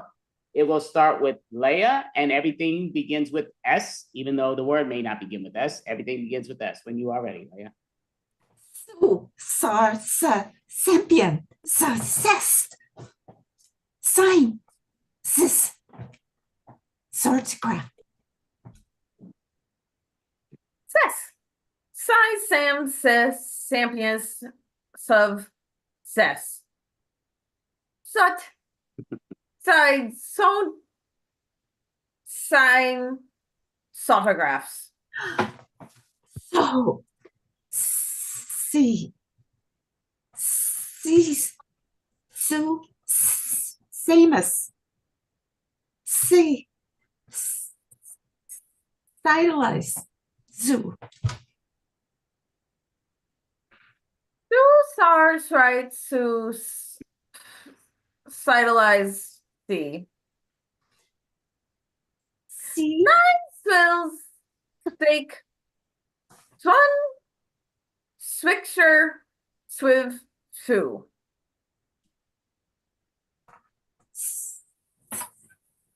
See. So excited, so excited, soast the sixer. Now two sen spy sme some sinner. Jeff, Sai, so spy, Sue, sinner, this one. It's good. So let's go.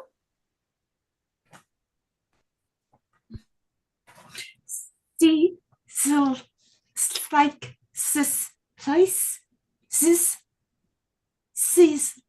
my parents, Sarah's sisters. Who's and Sarah's? Ziz. Sarah's. Sarah's. Oh, we're going thing. All right, so we'll go there. So, going there. So, it's the first time I actually ever understood Leia, but yeah, great job. But it goes down to, gonna put it into the headline. So we're gonna do it one more time. So it's gonna be Lina and myself. And yep, simple to the point, but we're gonna do the word. It's the same deal, you know, the deal, Lina, you're gonna start with the S's, and great. Great is our suggestion, great. This Zine is wonderful. Sedum, su, seed, su, relax, because it's store directing. Zeiss loves this Zinery. Su straight, because everyone should admire you. Su sar slodges. Thank you. Thank you. And that the snooze zottel of this design. Su sexy, see, so sometimes to good, the band, Sue, others, Sue, Meyer.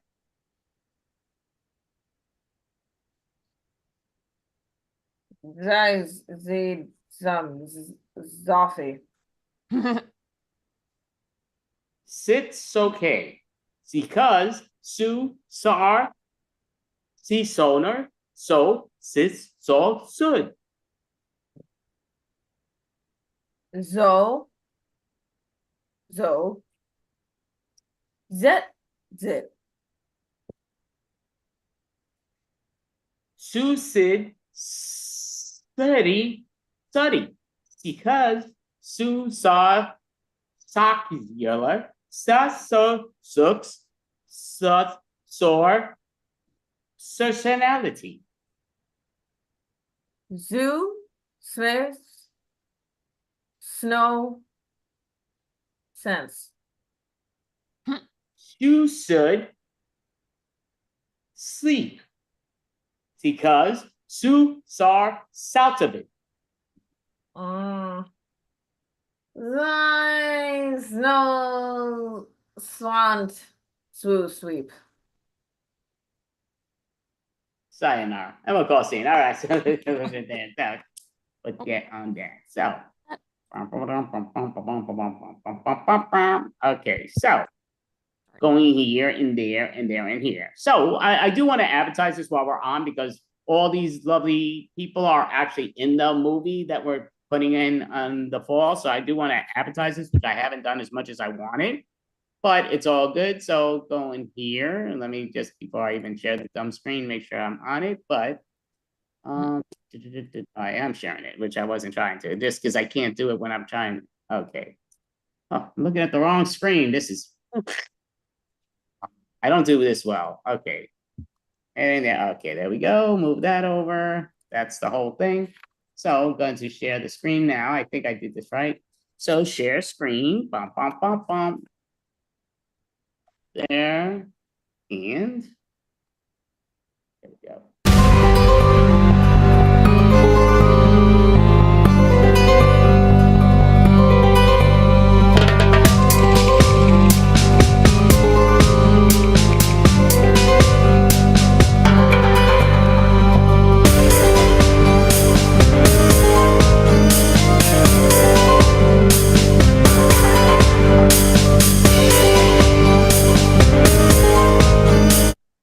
Alrighty, so that's with that. So basically, we do have a detectives comedy show coming up, a mystery comedy show where all the people in the movie are suspects, counting the two individuals that are detectives, which is Mel and Lina. They're both detectives in it, and everybody has their parts, so they're all possibilities getting the murder. So we are doing it a live show for, it's going to be timed at 92 minutes.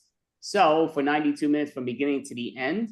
And it will be advertised in a group thing. So if there's 10 people, you got a great chance to guess. If there's 1,000 people, your chances don't work as well. But you're basically going to have a party chat all at the same time to watch who the killer is. And those get to vote who the killer is. And the killer wins $100. So, I mean, only one person not the killer doesn't win $100. But the one that votes who the killer is. And they get only one vote. So it's like basically the movie's 92 minutes. So basically like in the last 15 minutes, 10 minutes of the movie, that's when you get to vote and you only get one vote. And you got to be online to win the cash prize of 100. Otherwise, you're crap out of luck. 92 minutes of comedy mystery. Pay me $100. I'm freaking there. What the hell's wrong with you? Come join us. So, but that's in the fall. Don't know the exact date, but that's coming in the fall with all these lovely individuals plus more. But it will be a lot of fun. It's a mystery comedy thing. So that I finally put that out. I've only put that out, I think, a couple times, but I know, again, it's, if you're watching the whole show, then that's a piece of cake. But if you're not, you got to grab them while you can. But all right. So, and we're good with time. So like time kind of like went here and there. So we're going to do challenge object. You know what? Objection challenge. So Nelson was just bored. He said, I haven't played challenge objection in a long time, so we're going to do it just because of Nelson. So if you're mad about this, blame Nelson. But it's all good. So we're going to do challenge objection. And challenge objection, the one we're doing will be, trying to think of a good one, just on my head. Does anybody have a good idea?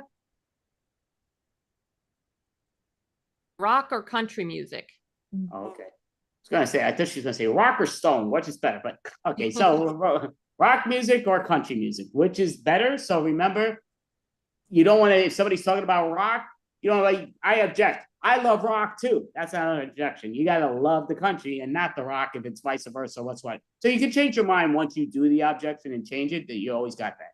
So that's just for the audience to know. So they don't like just, why did Lina say she's for country? Now she's for rock. Country, rock. She can't make up her mind. She drinks too much. But yeah, no, that's beside the point. But so that's the game of this. So it's objection challenge. So they're just gonna raise their hand instead of saying the words, and then I'll call it out. So the key is, if right now Mel does raise her hand, and if she goes through it, Leia's gonna have to raise her hand in a 3-second period.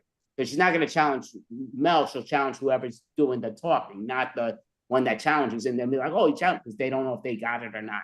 But he's a game. So it's rock or country. Who wants to start? Raise your hand if you want to start rock or country.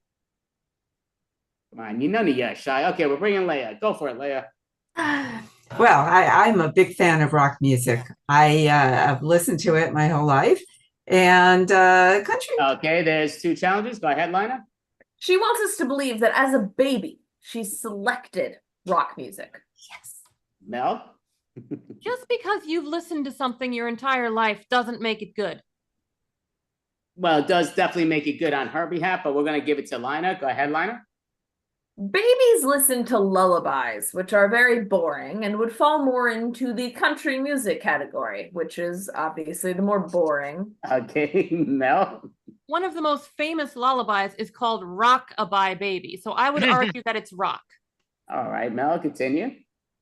See, there's a myth that baby songs can't rock. And I think you should learn to rock early. Okay, Learn there's to 2 listen to that challenges. Leia? Well, I thought we were talking about rock and country, and now we're talking about lullabies. So I don't understand. Nelson?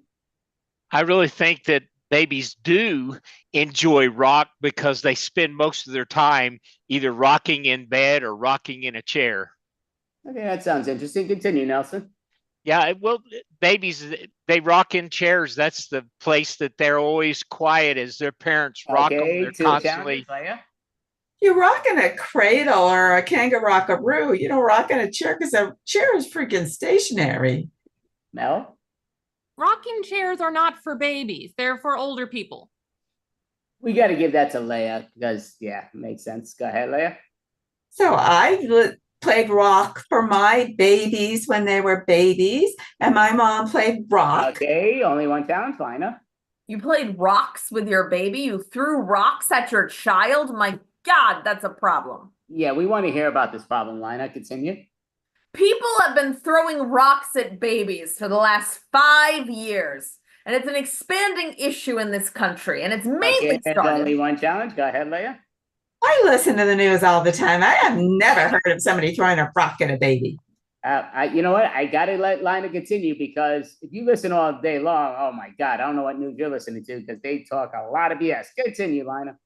The babies have now learned to catch the rocks. They are evolving. And Okay, now, there's the challenge, Lina. Or not Lina, Leia. Babies don't catch rocks. Babies can barely catch themselves. All right, continue, Leia.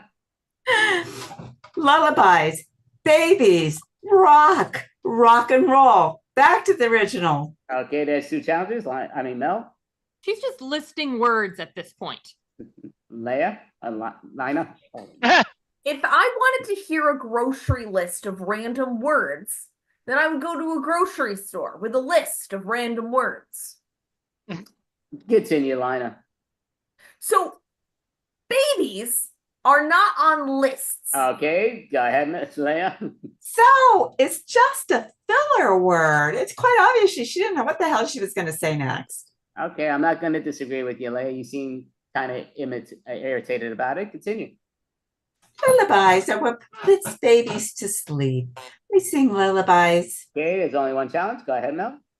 I don't think it does put babies to sleep. If you've ever been around a baby, they don't always go to sleep. I have to agree with you, Mel. Continue. Babies scream and cry and shit themselves all night long. That is normal part of childhood. Okay, Leia, and then Lina, even though I think adults do the same thing, but go ahead, Leia. They raise 3 kids. They do other things Lina? all night long. Sometimes they even sleep. Lina? Yeah, so what Mel just described was the lifestyle of a rock and roll artist. I'm gonna have to give that to Leia because I think she described too many 70% of the population. But go ahead, Leia, continue. Well, babies are the best listeners. Okay, Lina, then Mel, then Nelson, and then Mel. Go for it, Lina. I mean, she was lost from the beginning in that one. Lost. Nelson? Babies don't listen. They're always talking, not listening. Mel? Babies are terrible listeners unless you speak goo goo gaga doo doo da da. Even though Mel was pretty much close to agreeing with Nelson, I'm definitely gonna have to go with Lina on that because I don't think most adults freaking listen, and that's pretty much been proven to the point. Continue, Lina. It's very important that we acknowledge that country music exists in order to pander to a certain subsection of the population. Now, not many country Okay, two artists. challenges, Mel. All music exists to pander to a certain subset of the population. Nelson? And country music is only used to do square dancing for adults. Okay, don't know where that's going, but we're gonna have to let Mel continue. Have you ever heard of psychedelic rock? That exists solely to pander to stoners, people who like to sit in their room Okay, and smoke so it weed. seems like Nelson and Mel are the only stoners, but go ahead, Nelson. Psychedelic rock is just a mind thing. That's where it all takes place in the Okay. psychedelic. Continue, Nelson. Yeah, it's a mind thing. You know, people dream things up and they have their own tunes, and they're always. Leia, continue. Your hand was blaring Right. with your back screen, but Yeah, it. What is it? It's no subject to that sentence. It was just a hanging nothinger. I kind of agree with you. I was waiting to see the clown come out. Go ahead, Leia. So psycho music is for people that are very stoned and like. Okay, Lina. Psycho music? Psycho music is for people who are psychotic. Okay, I couldn't tell you, but Lina, it's kind of you are what you eat. She's saying it, so she must know what she's talking about. Go ahead, Lina. I like listening to a lot of different kinds of music, and some of it will make you a bit psychotic if you listen to it too All much. right, Mel. That is the most generic answer everybody gives when you ask what kind of music they listen to. I listen to everything. Continue, Mel. Take a stand, pick a genre. Even if it's not your favorite genre every day, say something. If you say I listen to everything, that's a big nothing burger. That tells people nothing about you. Okay, Lina. Maybe I don't want people to know about me. Oh, okay. Well, listen, she's a beautiful lady. Maybe she's got a reason. Go ahead, Lina. Let's hear it. Yeah, don't let people get close to you. It's a terrible idea. The closer people get. Okay, Leia and Nelson disagree with you. Go ahead, Leia. She's been listening to psycho music because she's just psycho. She doesn't want people close to her. Nelson. If you don't let people get close to you, then when you have problems, who are you going to turn to? You know what? I'm going to have to give that to Nelson. Continue, Nelson. Yeah, when you have problems, who are you going to turn to? You need to have somebody there that you can Okay, talk I know it it's in my through. head, but go ahead, Mel. Who are you gonna call? Ghostbusters. No brainer. Go for it, Mel. I got him. That's what was in my head. When you have a problem, that's who you call. The Ghostbusters. You get Bill Murray to come out with the ghost catching machine and take care of all the demons in your Okay, life. I'm surprised that took so long, but go ahead, Nelson, and then Leia. Wait a minute. Are they really real people, the Ghostbusters, or are they just folks that you think may come? Leia. Bill Murray is always drunk. I don't think he's going to help us with our ghosts. You know what? I want to hear what the hell he drinks. But continue, Leia. Well, he's a well-known drunk. I mean, not that I want us to get sued here, Andy. All right, Lina. And then Mel. I mean, she's starting things off with well. She's going around in circles. She's not actually stating what it is. Mel. There is no Bill Murray. There is only Zool. Gotta give that to Lina. Continue, Lina. I'm not who Zool is, but I think I do know. Ghostbusters. It's from Yes. Ghostbusters. Come on. It's been a long while, Ghostbusters. Yeah, go ahead, Lina. It's important to drink beer when listening to rock music because otherwise you're going to get pretty bored. But you can also drink beer. when listening Okay, to two country. challenges. Mel? If you want to be really hardcore, you need to drink vodka while listening to rock music. Leia? I always smoked pot when I was listening to music. I didn't drink. You know what? I never took part in my life, but I have drank, so I'm gonna have to stick with Mel. Continue, Mel. When you listen to rock music, you have to drink the hard stuff because rock should be hard. None of that soft rock bullshit. Get that out of here. You got to drink the hard stuff, do shots. That's why so many rock songs are about partying all night long because you got to Okay, drink. wow, thank you, Nelson. How did none of you challenge me that? That should have been 20 challenges and people were out there. Go ahead, Nelson. What do you mean you got to take a shot? With each shot you take, you're off tune, and eventually you won't even know the music. Okay, you know what? I'm gonna have to let Mel continue, even though I don't want to hear her continue, but gotta let her continue. I don't think that took us anywhere. Continue, Mel. And it doesn't matter if the music becomes unintelligible. Even better, have you listened to the Grateful Dead ahead, Leia. solos? I like music where I can understand the words. I like to follow along with the words, so I don't agree. Okay, I want to hear what you think about understanding words. Go for it, Leia. I like music with lyrics that you can really understand and hear. You know, some of the stuff that's older than rock. Okay, only two challenges. Go ahead, Mel. So you don't like songs in languages that you don't understand? Seems kind of narrow-minded. Lina? Yeah, she likes stuff that's older than rock. There's nothing older than rocks. You know what? I'm gonna have to let Leia continue because I want to know what the hell is older than rocks. Go ahead, let us know, Leia. Oh, we have the music from plays and from Broadway and from movies. And has anybody here heard of Frank Sinatra? Challenges, Mel? I'm not a historian, but movies are definitely not older than rocks. Lina? Yeah, she seemed like she was just going into another grocery list again. Yeah, I 100% agree with you, Lina. Go ahead, continue, Lina. Grocery lists are really important when you're going to the grocery store, and sometimes they play music over the loudspeakers. Okay, Leia? I don't need a list. I just count on my fingers. Like if I need 5 items, 1, 2, 3, 4, 5, and I'm out. All right, I'm wondering if she had 18 items if she's using her toes, but go ahead, Leia, continue. Grocery lists are way overrated. It's much better to walk around the store and just grab anything that excites you, especially if you could stick it in your pockets while you're walking around. Okay, that took a while, but Lina and then Mel? Describing a part of the rock and roll lifestyle that I don't think should be encouraged. Mel? How am I supposed to get that nice dopamine hit if I can't check something off my list every time I buy it? I'm gonna have to give it to Mel, even though I kind of don't agree, but I gotta give it to her. Go for it, Mel. Lists are great for getting things done because when you put that little check in the box, you feel good about yourself. So go ahead, Lina, then Nelson. I don't do a check, I do an X. Nelson? And I don't do either one of those. I just cross it out. So pretty much Nelson's saying he agrees with Lina, but he had to change it up. So Lina, you gotta continue. X marks the spot. An important thing to know if you ever decide to become a pirate. Okay, there's only one challenge. Go ahead, Nelson. No, I disagree. O marks the spot because spot has an O in it. Okay, I would say spot usually is in circles, which is an O. Go ahead, Nelson. So yeah, you have the circles, and that's how you focus. It keeps your focus in as you're looking at things. You're looking at it through the. And then Mel.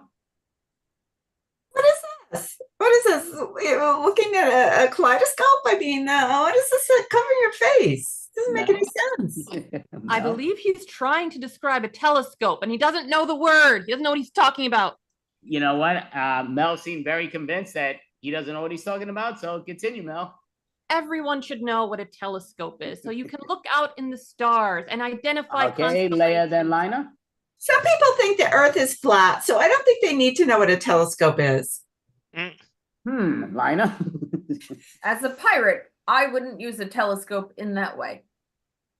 Okay, I'm just kind of curious what way Lina would use it in, even though I think it doesn't have to be circle to use the telescope. But go ahead, Lina, continue. As a pirate, I would use a telescope to spot other ships on the horizon to see. Okay, 2 challenges. Go ahead, Leia. As a pirate, you should have lots of treasure hidden somewhere. You shouldn't have to be out in the seas. It's hard work. No. I don't think we should be taking the words of a wanton criminal.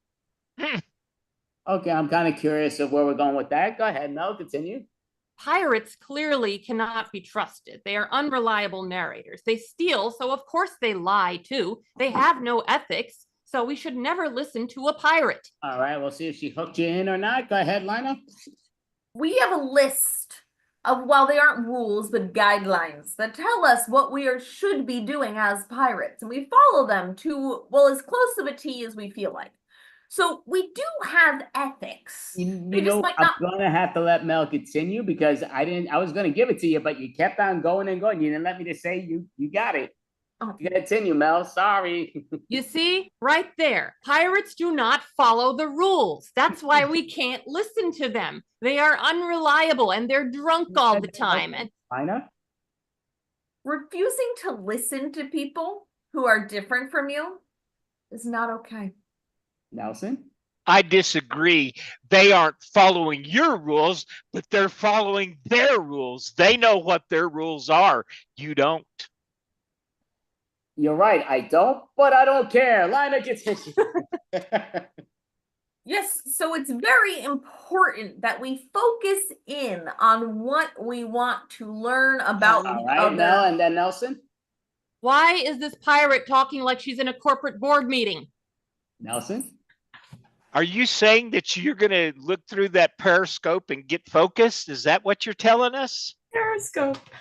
Go ahead, Nelson. We're kind of curious with this periscope, how this works. Go for it. Well, I've just seen that you're looking through there, a periscope or telescope or whatever scope you have as you're looking through gets you Damn, to sometimes that appointed. took so long, but all 3 are challenging it. Go ahead, Mel. He's conflating all kinds of different scopes. There's periscopes, telescopes, kaleidoscopes. You can't lump them all together. Lina? He said looking through scope, which is a kind of mouthwash, and I don't want that in my eyes. Leia? But that with the periscope, we wouldn't be talking about pirates. We'd be talking about submarines. I'm gonna have to give that to Leia, just because Lina, because I'm kind of curious what the breath thing's working. I understand like your breath smelling like your eyes, or eyes smell like your breath, but continue. You should never put mouthwash in your eyes. It's not a very safe place to store your mouthwash, nor does it help clean your eyes. Okay, Leia. I wasn't sure. She's like this. I'm not sure. She's like, what's going on? I'm speechless. Not everybody's hand went up. I mean, nobody puts mouthwash in your eyes. You put it in your ears. I'm gonna see. I would have given it to Leia, but you can't give it to Leia when she does put it in your ears. So continue, Lina. You should always put your mouthwash into your mouth, and you must make sure you spit it out. You never swallow mouthwash, no matter how tempting it might be. All right, Nelson, go for it. Yes, you can swallow mouthwash. It's not going to kill you. It's never killed anybody that I know of. All right, Lina's gonna have to continue because you're definitely not supposed to swallow the mouthwash. Kid, don't do it. Continue, Lina. It's not poison, but. There's been some very faulty medical advice on this show tonight, and I would just like to mention to everybody, don't drink mouthwash. It's bad for you. Mel? I don't think anything that was said was advice, more like a confession. Go ahead, Mel, continue. People here have confessed to some things that make me question their judgment, like putting mouthwash in their ears. How am I supposed to believe any of these people when they put mouthwash in their ears or swallow All right, Leia, she's gonna tell you now. I have swimmer's ear. It dries out your ear. So there. Okay, I have no clue what the hell she said, but I'm just interested in her clearing it up. Go ahead, Leia, continue. You know, when you swim a lot and you swim often as I do, you can get swimmer's ear. Okay, go ahead, Nelson. But you can also get swimmer's eyes. So if you have problems with your eyes, you can use mouthwash there too. Gotta let Leia continue, even though she shouldn't continue. But when you get a worse answer, gotta let her continue. Go ahead, Leia. Well, I wear goggles, so I don't ever have a problem with my eyes. Okay, Leia. Or Lina. Yeah, Lina. Too many L's here. Go ahead, Lina. It's pronounced Google and you use it to find things on the internet. Okay, it sounds like you saw, even though I'm not a fan of Google, they're crappers, but go ahead, continue, Lina. Google is one of the most used search engines on the internet. It's Okay, 2 challenges. Go ahead, Mel. I think we're forgetting the search engine with the cooler name, which is Bing. Bada Bing. Nelson. No, the real problem is AI. That is the one that you need to be aware of. You know what? Mel's going with the Bing because I love Bing. So, I mean, not that I love Bing, but I think Bing is the best of the searches because it's way easier. So continue, Mel. We should stop saying Google it and start saying Bing it. It's short, it's concise, and it's catchy. And Okay, Lina. Bing it sounds too close to bin it, which means to throw it away. Continue, Lina. I think we should bin Bing because Bing is bad and I don't like it. Okay, go ahead, Leia. A tongue twister. Who's gonna remember anything she just said? Mel? I don't think we should bin Bing. We should binge Bing. Binge Bing. I will say, I just thought, yeah, I agree with Leia with the tongue twister, but I want to hear that finish of the tongue twisting with Lina. So continue, Lina. Bing should be binned because binning Bing would bring Benny people. Okay. Wow, I'm shocked only one person challenging. Nelson? Oh, she's got that Bing thing going, and that's it. Bingo. There she Go for it, is. Nelson. Bingo. Continue. You know, we're all talking about games and artificial intelligence and all of those things. Nobody can have bingo. That's the best way to go. Okay, I'm amazed that bingo. took so long to challenge. There's 53 seconds remaining on the timer, but go ahead, Mel. Nobody can have bingo. Has bingo been banned? Is this what our world is coming to? Continue, Mel. Everyone should have bingo if they want. And also, they should have Okay, pinball on their Lina, and then Mel. I mean, holy cow, Lina, then Leia. It would be absolutely horrible to take bingo away from Old MacDonald. Leia? It's a dog, not a game. I'm gonna have to give that to Lina. Yes, go ahead, Lina. Bingo is a dog owned by Old MacDonald, and he in fact had a farm. And on that farm, he had the dog Bingo. And okay, Mel. This is sounding too much like a lullaby. I'm falling asleep. So Mel, continue with 49 seconds. This is not the time for lullabies. This is the time to party, to rock, which makes me think, rock music. All right, Lina. Party Rock is not the best song that was ever written by the Black Eyed Peas. It's not the worst, but it's definitely for sure not the best. I personally am a much bigger fan of... I'm gonna have Mel continue because now you're rambling. Continue, Mel. You see, this is what happens when people listen to the wrong kind of music that's all wordy and verbose. They just keep going on and on and on. What if I couldn't see? I think you're not really taking into account people have some liabilities and limitations. So if I didn't see, then I wouldn't understand. Okay, continue, Leia. Well, we were back with rock and roll. Rock and roll rules, and everybody knows that. I mean, countries. Okay, Lina, then Nelson, and then Mel. I prefer cinnamon rolls. Nelson. I prefer country music. Mel. Rock and roll doesn't rule. It's about breaking the rules. You know what? My favorite out of the 3 things, I got to give it to Lina. A cinnamon bun actually would work right now perfectly. Continue, Lina. The 25 seconds. to bun ratio is a really important thing to pay attention to when you're eating a cinnamon roll because you don't want to... Okay, Mel. I do not want to think about math class while I'm eating a cinnamon roll. Yeah, I agree with you. I don't want to think about super class either. So continue with 15 seconds, Mel. The only thing I want to think about when I'm eating a cinnamon roll is that delicious sugary taste, that sugar high that I am getting. Lina, then Nelson. You should be wanting to taste the cinnamon. Nelson. How about that cinnamon roll sticking in your teeth? Okay, we're gonna have to give it to Lina with 8 seconds remaining. Continue, Lina. The best part of the cinnamon roll is the cinnamon taste. It's that cinnamon spice. Okay, 2 challenges, Leia. The sugar on top. That's what makes cinnamon roll, not the cinnamon. No. The best part of the cinnamon roll is dunking it in your coffee. Gotta give it to Mel, I guess. Go for it, Mel. Cinnamon and coffee is the best combination ever. And okay, so this is it. So this is for the winner. So it's between Lina, Nelson, and Mel. Lina, what is your objection? Coffee stands alone. Nelson, what is your objection? It's cinnamon roll and hot chocolate that melts both the sugar and the cinnamon. Even though I hate to say it, I'm going to have to give it to Mel because she's right with the combination of the coffee and cinnamon bun, no question. Even though coffee's great by itself, but nah, cinnamon bun, it's a must. Yes, all right, so great job. I should be a professional judge, I tell you. I do a great job running the jury, but okay, it's all. We still have a little time remaining, which is cool. Just that means because somebody bailed out on me, which I said there was a possibility. So I wasn't worried about the time because of me thinking that was the case.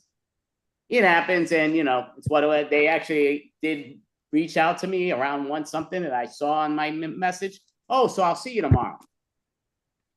Today's tomorrow, and I messaged her yesterday, but it's what it is. It happens. So I'm just looking at the timer here. So yeah, I'm looking at that. So we don't have a lot of time, but we got time. Okay, so we are going to do. I can't do that, Nelson. Nelson keeps requesting. You know what? Screw it. We're gonna do it. Movie replay. Why not? Good. So we're gonna do movie replay. So because Nelson wants it so bad, we'll do it. So I got a bunch of movies here, and whatever movie it is, Norm. and then we'll do what it is. So we're going to replay it. So we only got a minute to play for beginning, middle, and end. And then we'll ask at the end if we've seen it or not. We'll ask the individual. All right. So 1, 2, 3. I think I took out the other ones, even though. So to me, I guess I didn't. I think this was replayed earlier. But Mulholland Drive. That's the mystery one, right? Yeah, I never heard of this. But Mulholland Drive, it's a hit movie somehow. So I'm going to replay it. You know what? I'm telling people I already didn't see it. That was my stupidity. Okay, I'm taking another one. That was my, screw it. You know what? I didn't see it because of my stupidity. Okay. So I'm going to replay it anyway. All right. Dr. T, who freaking did it?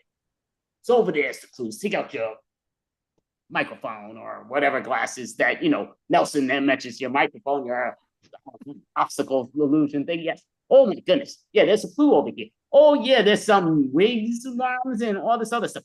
Oh, my goodness, detective. Yeah, you got that right. Okay, everybody, we found out who the killer is. Oh, my goodness, who's the killer? Who's the killer? Oh, young lady, you're the killer.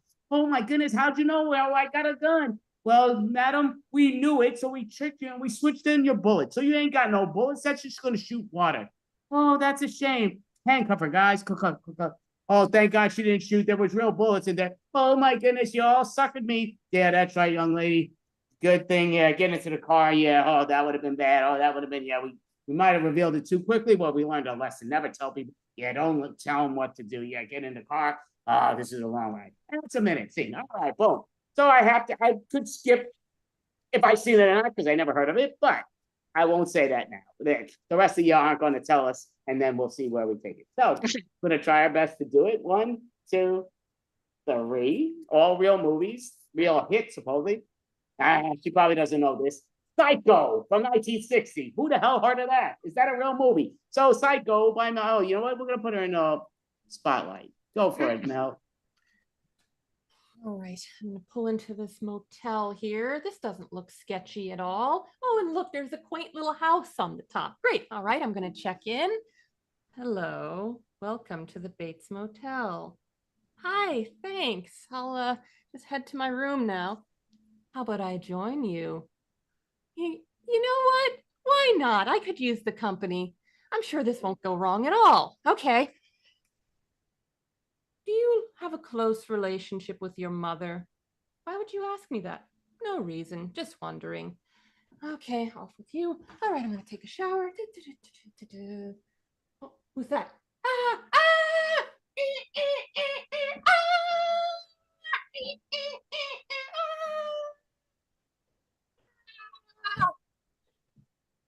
I've done it, Mother. I did what you asked me to. Aren't you proud of me, Mother? Great job. All right, so perfect. So gonna go around real quick and ask you. So we're going Nelson. Has she, from the way she acted, has she ever seen the movie Psycho? No. Now, Leia, has she ever seen the movie Psycho? Yes. Leia, Elena, holy mackerel, have she ever seen the movie Psycho? No. I agree with Lina. I don't think you've ever seen it, and I agree with Nelson, because I don't think you ever seen it. I think you know it, but I don't think you've ever seen it. Have you ever seen the movie Psycho? I have seen it. It has been a long time, though. Want her, take her to court on that. I object. I think she didn't. Yes. All right, now it's a great job, line. No, definitely. So now Nelson's going to replay a movie, and we're going to put him in the spotlight. So Nelson's one that has never watched a movie on his life, but, or has he? Dun, dun, dun. All right, so he's going to replay the movie for us. Madam Web. Madam Web. It's a TV series movie, I believe, from Marvel, but when you are ready, Madam Web. Yes, I know that you can help me out here. How did you know that I could help you out? This is crazy. This is not the person I was speaking. What do you mean? You're just like a spider, and you always put a web, and you're always attracting people. I do not attract people. I don't get them in my web. Or maybe I do. Look, I see you. You got wrapped up in my web. Yes, you did. Help me. Help me. I need to get out of here. You will never get out of my web. Oh, no. I'm gonna, no. No. See, I did it again. I wrapped another one up, and they got caught up in my web. All right, great job. So we're going to give a hand. So will we find out what's what? Leia, has Nelson ever seen the movie Madam Web? No. Lina, has he ever seen the movie Madam Web? No. Mel, has he ever seen the movie Madam Web? No. It is a movie I'm a must want to see, but and I think Nelson did a great job, but I see not a chance in hell has he seen it, because he pretty much tells us he hasn't watched it. Have you ever seen it? Here's the real answer to that. Yes, I saw it years ago, but I don't remember anything about it. But I have seen it. Yeah, well, I thought that There's was a a new lot movie, of, but maybe I'm wrong. I thought, okay. I thought it was. I thought it was an older movie, but maybe I'm wrong. Yeah, I think it's brand new, but it's all good. So give a job, great job. So Leia, you're going to reenact. Count. 1, 2, 3. Whatever the after this. We did this earlier, but she's going to do it in a better style, whether she knows it or not. Misery. Oh, look, you were in a car accident. Let me take you back to my house. Well, you're my favorite author. I mean, you're just amazing. You have to stay here in my house and finish your book. Oh, I gotta get out of here. This woman, she's cracked. I gotta get out of here. I told you not to move. So now I'm going to have to smash your legs. Smash, smash, smash. Now you're going to have to stay here and finish your book, because I want to know how it all ends. Will you get me out of here? Please. I think I'm just going to kill myself, because there's no other way out of here. I'll write myself out of here. That way I'll be free. All right, so we'll call scenes. Great job. We're going to ask around and see Mel. Oh, no, ask because Lina's next on this. Lina, has she ever seen the movie Misery? Yes. Mel, has she ever seen the movie Misery? Yes. Nelson, has she ever seen the movie Misery? No. I would actually agree with Nelson. I love the movie Misery, and even though she did parts of it, it doesn't seem like she knew exactly. I think she heard of it. Have you ever seen the movie Misery, Leia? I've seen parts. Okay, I've yeah, seen turning it up scenes like from that. it. Yes. She's no, then that's always right. Yeah, That's Nelson's right. no. Perfect, perfect. So we're gonna do it one more time. It's all on liner. There we go. So going to mix these up. Definitely try to get some. We did it with Extreme Improv. All right, the movie Oppenheimer from 2023. So only 1 year ago, Oppenheimer. And you are gonna go. There's a war on. And it's bad. So we should do some stuff to make it stop. I'm Barbie. No. No. No, not this movie. All right. We need to develop a bomb. A bomb? Well, that seems a little extreme. Do we need like a whole bomb or just like half a bomb or like a little quarter bomb? No, it needs to be an entire bomb. We're going to build the whole bomb and then we're going to launch the bomb. And that's how we're going to do it. Okay.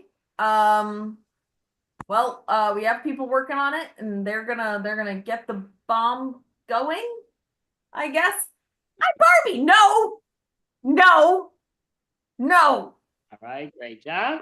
So we're gonna unlock that, and now we're gonna ask. I like them to go around first, just because sometimes I think I read people well. But Mel, have she ever seen the movie Oppenheimer?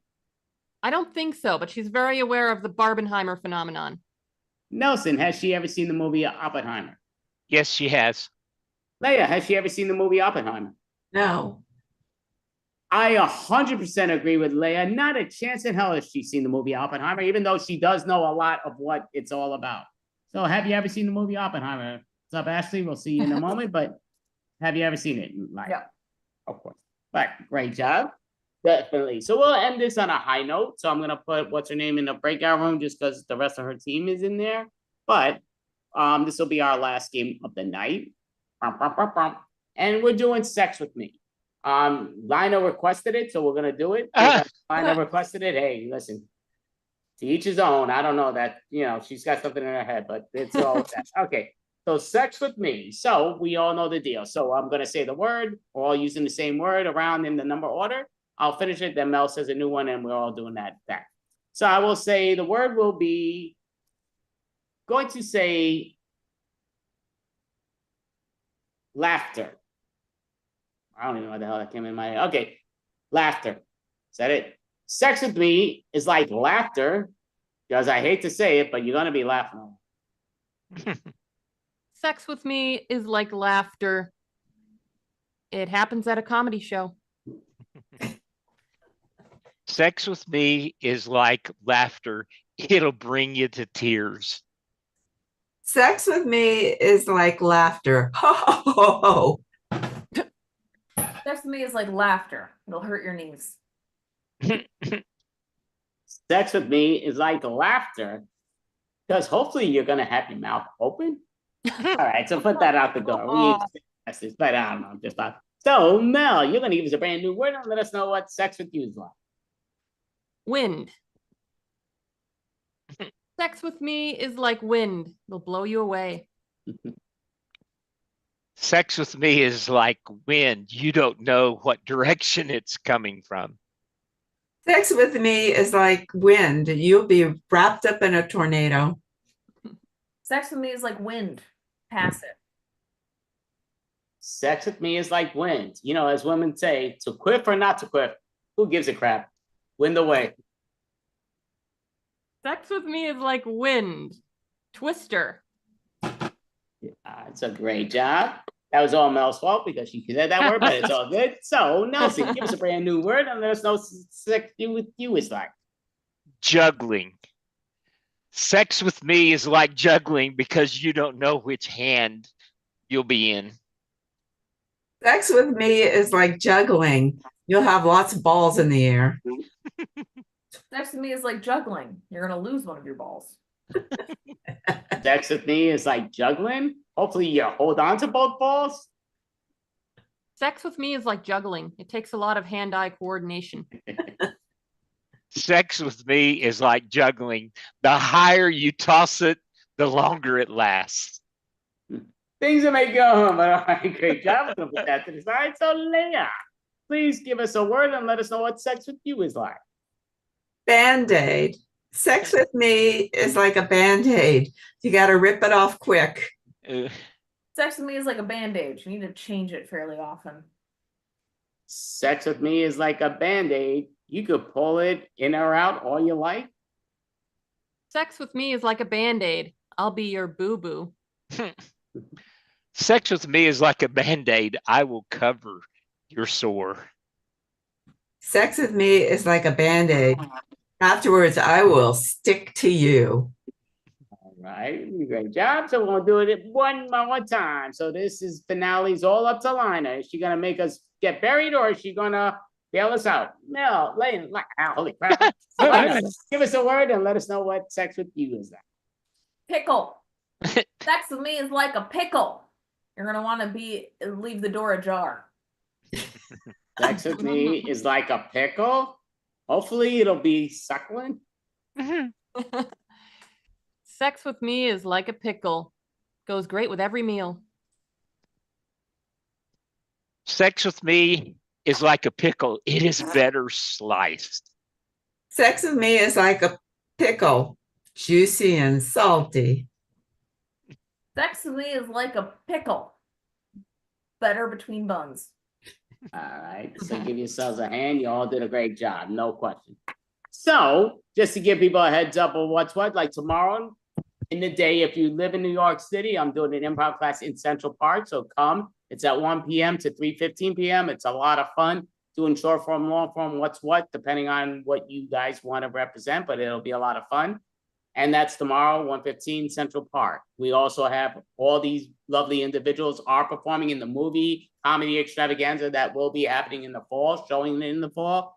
So we got it. We're just putting it all together and what's what, but they do spectacular jobs where Mel and Lina are both detectives, but doesn't mean they didn't murder somebody. They might be slimy detectives, but they might not be. We don't know. So if you're in the movie, you might be a suspect. And again, we're doing a live party when it gets out. We'll advertise it.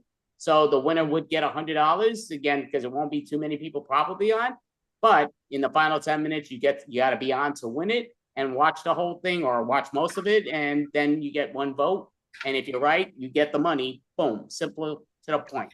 But I'd like to go around just to ask them what's what. So Mel, since you're the first here, even though she's hosting with me, do you want to advertise so people know how to follow you in the right way, not the wrong way? But go ahead. Sure, you can follow me in the right way on YouTube. It's mel.licious. I do sketch and some stand-up. I'm hoping to post more of my sets, including the one that I did today, on my channel, so stay tuned for that. And I got a few sketches up, so check them out. Perfect. Yeah, definitely follow on her stuff. She's outstanding, does a great job and all that stuff. How about yourself, Nelson? I don't do a lot online, but the Improfessionals is the group that I spend most of my time with. I heard those guys are amazing. Oh my God. They are. The Improfessionals. Definitely. You can't, fan. Great job. Leah, what about yourself? No, just the Improfessionals at this point. They're freaking outstanding, both of you. Wow, what a coincidence. How amazing. So, Lina, how about yourself? So you can follow me at either of these up here. And then obviously here on the Improfessionals.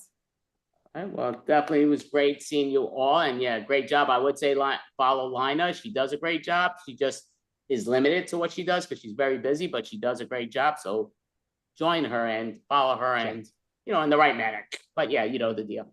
That follow thing does drive me nuts. I'm like, how do you say somebody, go follow her? That's a kind of whack job, but that's today's youths. I'm blaming it on the youths.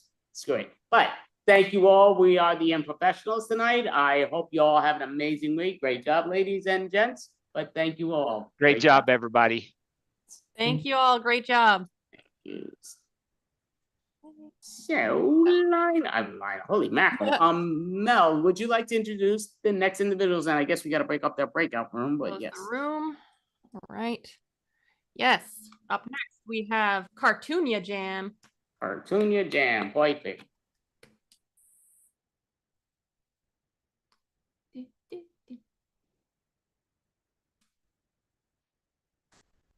They're really having a good time in that room there. Oh, I hit the wrong button. Oh yeah, I hit the wrong button. They're just chilling in there. They're vibing. Yeah, I thought we closed it. Didn't we close it? Yeah, Or did I? we both. Yeah.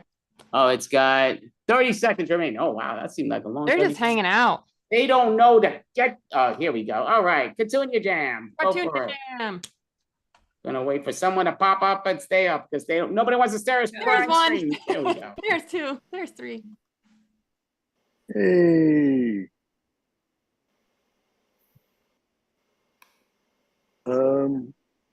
I'm here. Oh, there we go. We got one more. Donnie, Mr. Shapiro. David, en route. Boy, so much for the big introduction. So we are most of the Cartoonia Jam. Our fearless leaders are, in fact, unavailable. So we have decided to take over the jam. We're going to do some long form improv for you guys. Can somebody pick can we get a word from the audience? There I am. Hello. Any word from anybody who's around? Hello, Fan. Peter. What? Say it again. Fan. F-A-N. F-A-N. Fan. Fan. Thank you, Fan. Thank you, Fan.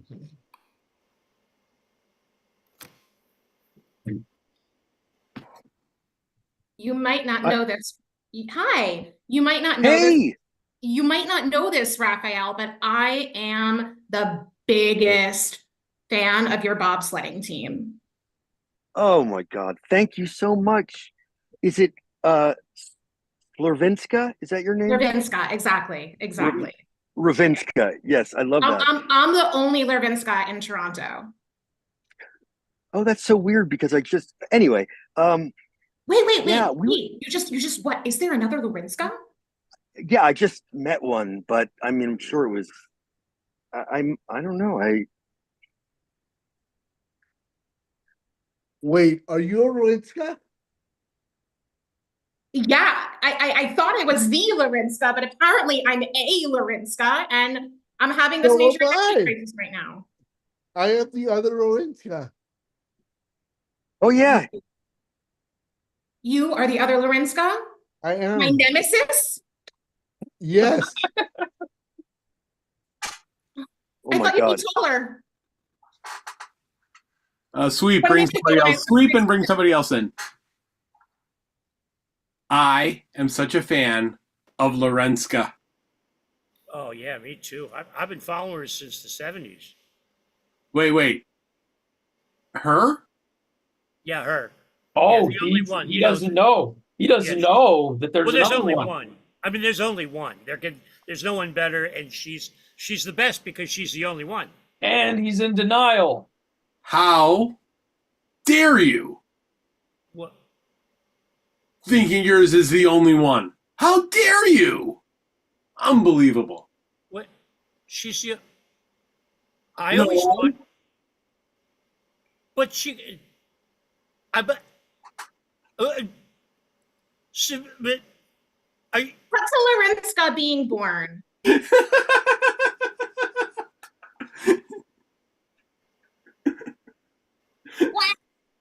Wow.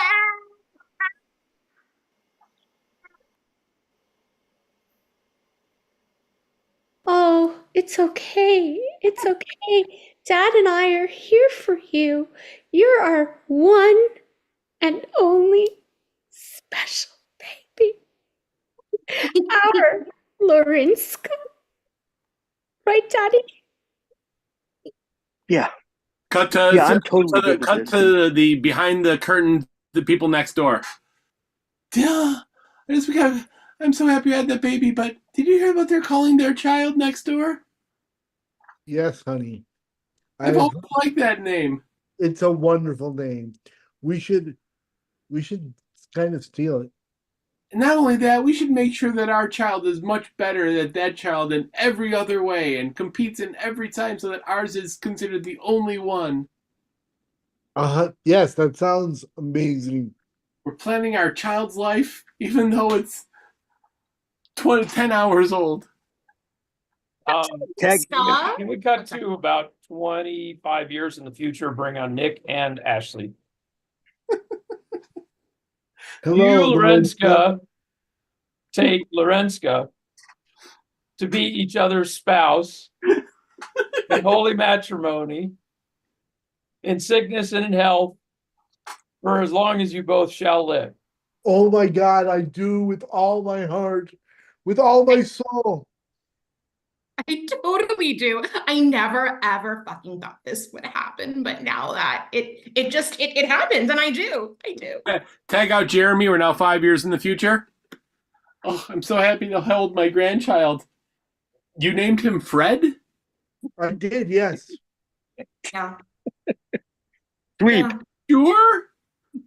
There are lots of Freds. Back to the wedding. Back to the wedding. Wait a second. Isn't there supposed to be that thing where if someone doesn't like it or something like that? They I can... haven't gotten to that. They already said I do. All right, no refunds. I'm sorry. I'm a little anxious. I assume nobody objects. Sorry, that was my Uncle Fred. He does that sometimes.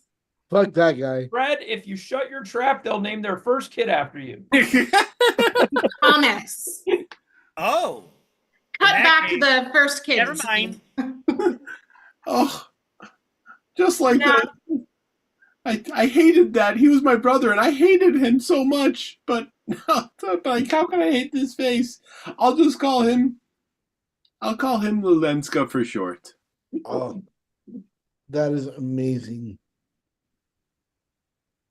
Yeah, it is, but So your he's still biggest. Fred. No matter what you call him, he's still Fred. I'm your biggest fan. You are. All right. Well, you want to go make another baby? Sure. I'm a Sweet. little bored with this one already. Cut to the Olympics with the Lorenskas doing whatever that was. Mm-hmm. Great. All right, I'm ready to win this Olympic boxing match against the other Lorenska. Lorenska versus Lorenska. Lorenska won in the house. What did No, I'm Lorenska one. I'm on the bobsledding team. I'm in the wrong place. Exactly. Wait a second. We're in the middle of the relay. What are you? How can you even be talking? Oh, you got that fancy scooter thing. Cut to two people watching in the stands. I love that they've combined all these events into one, don't you? Yeah, it's like my favorite. I mean, you She's don't so gotta. good. I mean, there's ice dancing right next to the archery, right next to the ski jumping. I mean, they're jumping all around. It's a 3-ring circus. Cut to the ice dancing next to the archery.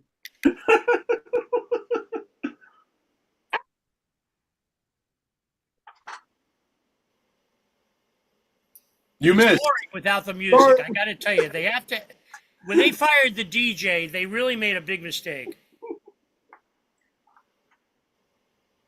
All right, can we cut to right after the event with both Lorenskas? I am sitting here with both Lorenskas in our co-sports cross mesh. Now, these two nearly killed one another, yet now they say they are in love. Care to comment? Look, she is the most wonderful. I'm sorry. She is the most wonderful human being I've ever met. The most beautiful Lorenska. Well, maybe the second most beautiful Lorenska in the world. Wow. So jarring. And to know that he nearly took off half of your ear. But he didn't. He realized that this is the ear of a beautiful Lorenska and it belongs intact so I can hear his praise as he sings his love for me. That's true. We had him tested for a concussion after you used your left hook. Mm-hmm. How are you feeling, sir? A little bit dizzy. Tag out Jeremy and Ashley. So we had to do your testing after your most recent event, and you've tested positive for love for Lorenska. Yes, I'm well aware of my love for Lorenzo. You're aware of this. I Yes, mean, sir. do you? I mean, then that enhanced your performance. It might have. There, well, you've lost your gold medal. I'm afraid. I don't know what to tell you. I don't know. Cut to something. Thank you. We see behind them that there's an ice skater with an arrow through its head. Oops, what's this? This is the ice skater. And all I can say is that love exists. I've caught the love enhancer. And I'm in love with all of you. Oh. Bye. There's not even any music. No.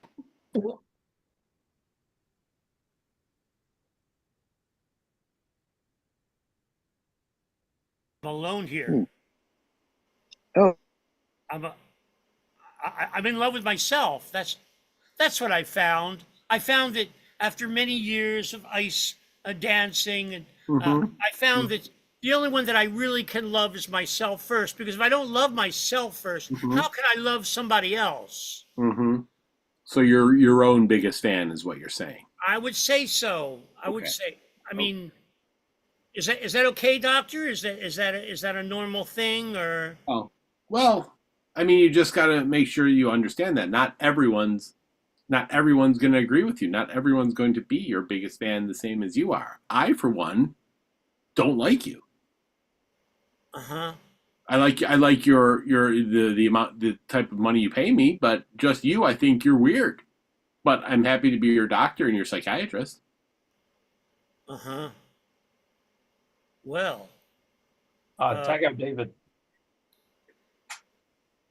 No, Don, on behalf of all of us here at the RNC, we'd like you to be our nominee. You fit just the right amount of weirdness that we're looking for.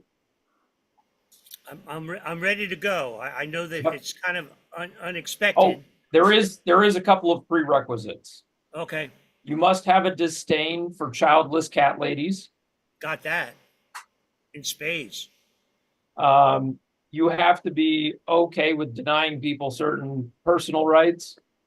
Can I insult a lot of people? Oh, just for yes. hell of it? Yes. In fact, we encourage it. Well, I'm the woman for you. There's no doubt about it. Well, then it sounds like you are going to be a great fit. We are going to get you right on the campaign trail and ready to rile up a bunch of ruffians that don't know any better. Can I ask one thing? Yeah. I know that there was already the convention and stuff, but could we, like, being that I'm a new candidate, do I get like a new convention? Because I want the balloons. Oh, I mean, we've got balloons up the wazoo. I could see about maybe getting you, I don't know, a spot on a podcast. Jeremy? Yes. Sorry, I was just up in the wazoo and there's no more balloons up there. What? So What? What? What? I don't know. Oh my God, it's freaking Eric again, isn't it? I bet so. Eric I and the bet he's ruffians. running around with helium boys. What? Cut to Eric and the ruffians. Yo, Eric, I got their balloons. I got their balloons. All of them. All of them. Got a big bag of balloons. They were going to blow them up. And we're going to turn them into water balloons, man. I'm going to throw them at them. What do y'all think? I think that's a fantastic idea, though. Yeah. Yeah. I don't like being here. I'm feeling very sad. Like Eric. I'm not a very good ruffian, am I? Well, you're not, but we need you because without you, there's only two of us. Just because I'm your brother's kid. I mean, you brought me along. You're the Nepo baby in this ruffian business. I don't know. Look, Eric, you gotta get yourself straight, man. Just say to yourself, I'm a badass. I'm gonna kick people's butt. I'm gonna be aggressive. I'd be aggressive. And Derek, Yeah. you can't kill people with water balloons. You just get them wet. It's no big deal. It's just a little ruckus. Bill. Just a little ruckus. That's your mantra. It's just a little ruckus. It's just a little ruckus. It's just a little ruckus. Ruckus. Is it this or is it this? Ruckus. Which is it? Which one makes you feel more tough, Derek? Oh God! Now I have to make a choice. Oh, Come. You can do it, man. You can make a choice. You can make a choice. Here, start with little choices. You want the yellow balloon or you want the blue balloon?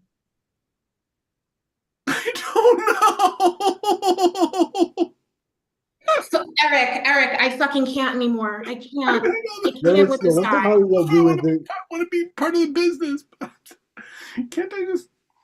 Lorenska, how are we gonna handle this? I mean, look, we tried. Derek, can you maybe just handle our social media? Just like film us when we do really badass stuff. Can you do that at least? I should have known not to work with my aunt and uncle Laleska. Just don't put us on Twitter or on X or whatever he's calling it these days, because that's a cesspool of horrible things. Yeah, he's the next guy that we're gonna throw a bunch of water balloons at. That we stole from his political opponent. Yes. Because we don't like any of them. None of them.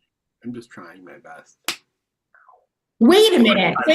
Yo, Derek, that was like the toughest I've ever seen. That You got this. You got this, man. Hey, you two. Tag out Ashley and Nick. Listen, Derek, I know you're sporting this whole machismo persona right now, but I need to talk to you about your social media content. We're trying to get people on board, but all you're putting up is cat videos. All you're putting up is cat videos. I'm trying mirroring. Okay, I got you. There was a metaphor. I need to do better. Okay, I get it. Message received. But seriously, why not actually capture the essence of the message we're trying to portray? You know, just a thought.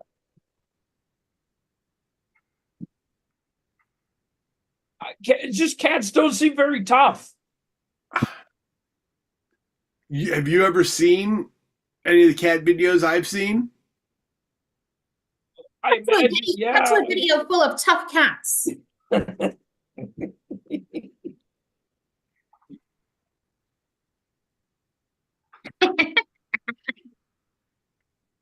I am gonna wake up my owner at 5:30 a.m. and scratch them. I threw up somewhere, and I'm not telling you where. I got poop in my system that'll never come out again. I want my owner to scratch me exactly. I want my owner to scratch me behind the ear exactly 3 times. If he does it a 4th time, oh, I'm scratching the shit out of him. Oh, I got an appointment in the other room. Sorry, I gotta go. Bye. I'm not gonna eat. I'm not gonna eat. How do you like that, huh? I don't care what you do. I'm not gonna eat. Hunger strikes really piss off humans. Oh, now I'm alone. I guess I'm the best. Cut to a group of dogs. Can I sniff your butt? Yeah. Thank you. Oh, I know good to see you. Wait. Hey, that's my bitch. Yeah. You guys gonna eat that poop on the floor? Yeah. I'm hungry. Yeah. Was that your poop? I'll take 2 cards. Do I know you? Do I know you? Did he say out? Did someone say out? It's my I'll go to owner sleep. that left me 5 years ago at a playground, and now he's back. Oh, I love you. You guys ever think about like cats? Oh, they're so I stupid. was doing that as I was licking my nuts the other day. Oh, I What's get the that. point? Like, I can relate. Have you cats are guys so dumb. have you guys ever had food? Ooh. Well, What do you mean? Oh, there's a Saint Bernard over here that has an accent. I don't mean to scare you. The mailman is coming. No. It's sweet. Ah, Yeah, I know. I know. We really need to do something about those dogs. Right, right. I mean, I don't want PETA after us, okay? None again. No, not like that. I think we need to interfere with their reputation on social media. So everyone loves them, but like they ran away from us, and it's like they're rubbing it in our face. Just defame the damn dogs on Facebook. Yeah. Get it. I totally get it. I totally get it. Yeah. And then maybe people stop posting videos of them. Right. Right. And then us rabbits will get better coverage on social media. We absolutely do. There is definitely like, why is it all cats and dogs on social media? We are so worthy. We are so worthy. Right. No, listen, we're celebrated we're celebrated on the same holiday that Jesus came back to life. Tying out Don and Amy and bringing Jeremy, David, and Joshua. Look, we have a problem here. The rabbits have been talking crap about us behind our back, and that shit's gotta stop. Moo! You're right. Get that out of here. Yes. I love puns and dad jokes. All right, let's take a quick cut Hop to on a it. let's take a quick cut to a tank full of sea cucumbers at a pet store. Let's cut to it rapidly. I'm a sea cucumber. You know, I'm so old I'm almost becoming a sea pickle. No one wants to take me as a pet. Cut to a group of slugs.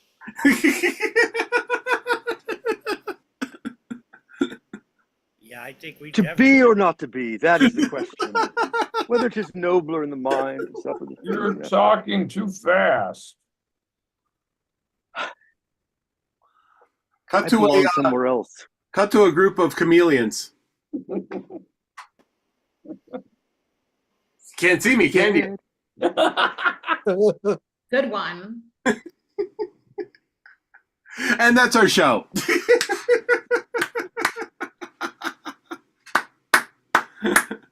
All right. Thank you to our guest stars from Timeless who helped us, who helped join us and jumped in. We appreciate it. Thank you. We are Cartoonia Jam. We are the Cart and Tunia of our jam are doing other things, so we are participating on their behalf. We jam every Tuesday. We are just a group of friends that jam and practice every Tuesday, and we like each other, so that's what we do. Thank you all. Thank you, Definitely. Mel. We're just definitely like way behind time, so that was sort of our fault. But some improv team came at the last moment that was like, "What's going?" We thought they were a no-show, and then they popped, so that kind of delayed things. But and I know if I ask Don a question, he'll go on for 45 minutes, so I don't want to do that. But no mercy, no mercy. But it's like, well, we'll see you in Timeless in a moment because you'll take up their time also. But thank you all. This was Cartoonia Jam. Thank you. Appreciate it. Thank we'll see you you, next thank you, month. Mel. We'll Thank set you, up a Caroline, time. in the Great background seeing somewhere. you guys. Hey, if you guys want to drop in as customers, you can do that too. So you know the Thanks, deal. everyone. If you want to stick around, they're Yeah. opening that door for you. But Right. Good So, seeing Miller- everyone. Thank you. thank you so much. So Great job. do you want to introduce the next improv team? Sure. Up next is Timeless. Timeless. Timeless.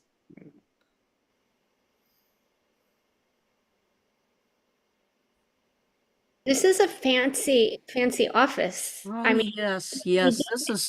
This was the old office that Frank had hidden. I've got to get some things out of here, and I'll meet you in the bar in a minute. okay, I'm blown away by the decor. I mean, Frank It was really pretty had a, fancy. He hid this so nobody could find it. I mean, that's kind of scary that this is so different. Hey, ladies, I can hear you through the wall. It's not like nobody could find it. Jimmy. I need to remove a few things though before you guys No, spend you any don't. time in there. See ya. Okay. Frida, Yes. this is like my worst assumption, but Frank, the owner, Yes. and that office that I just saw, Yes. it's looking like, is this run by the mob? No. Frank had none of those ties. He was an honest man. He was my father figure who rescued me. From a strip club in New Jersey. No, That it by was mafia. I thought no. Incorporated was. He found me in the Ripe Tomato in Davenport. Hey, Jimmy, Guys. can't hear you. All right, Yeah, I'm gonna go I make know. a fix. No, don't go away. I just want you both to know there's a guy stopping by. His last name's Brunello. He likes to go by Donnie B. And Donnie B. he's going to Brumello. be picking up some things from the office. I just No, wanted you guys to know. no. We don't deal with people like that. Oh yeah, he knew Frank. He knew him really well. I'll talk to you guys in a little bit. No. Frank is Hey, did Frank is somebody gone. leave a package at the door? Because I'll bring it in. Okay, Frida, this is getting weird. Somebody left a package at the door. Give it to Frida. I'm as the editor in chief. I have to stay neutral for the Davenport sofa. I'm gonna go make some lemonade. Why is everyone freaking out? Someone left. It's a package. Yeah, who is it from? I don't know. It says Howie, if it has no return address, we don't want it. the BRU.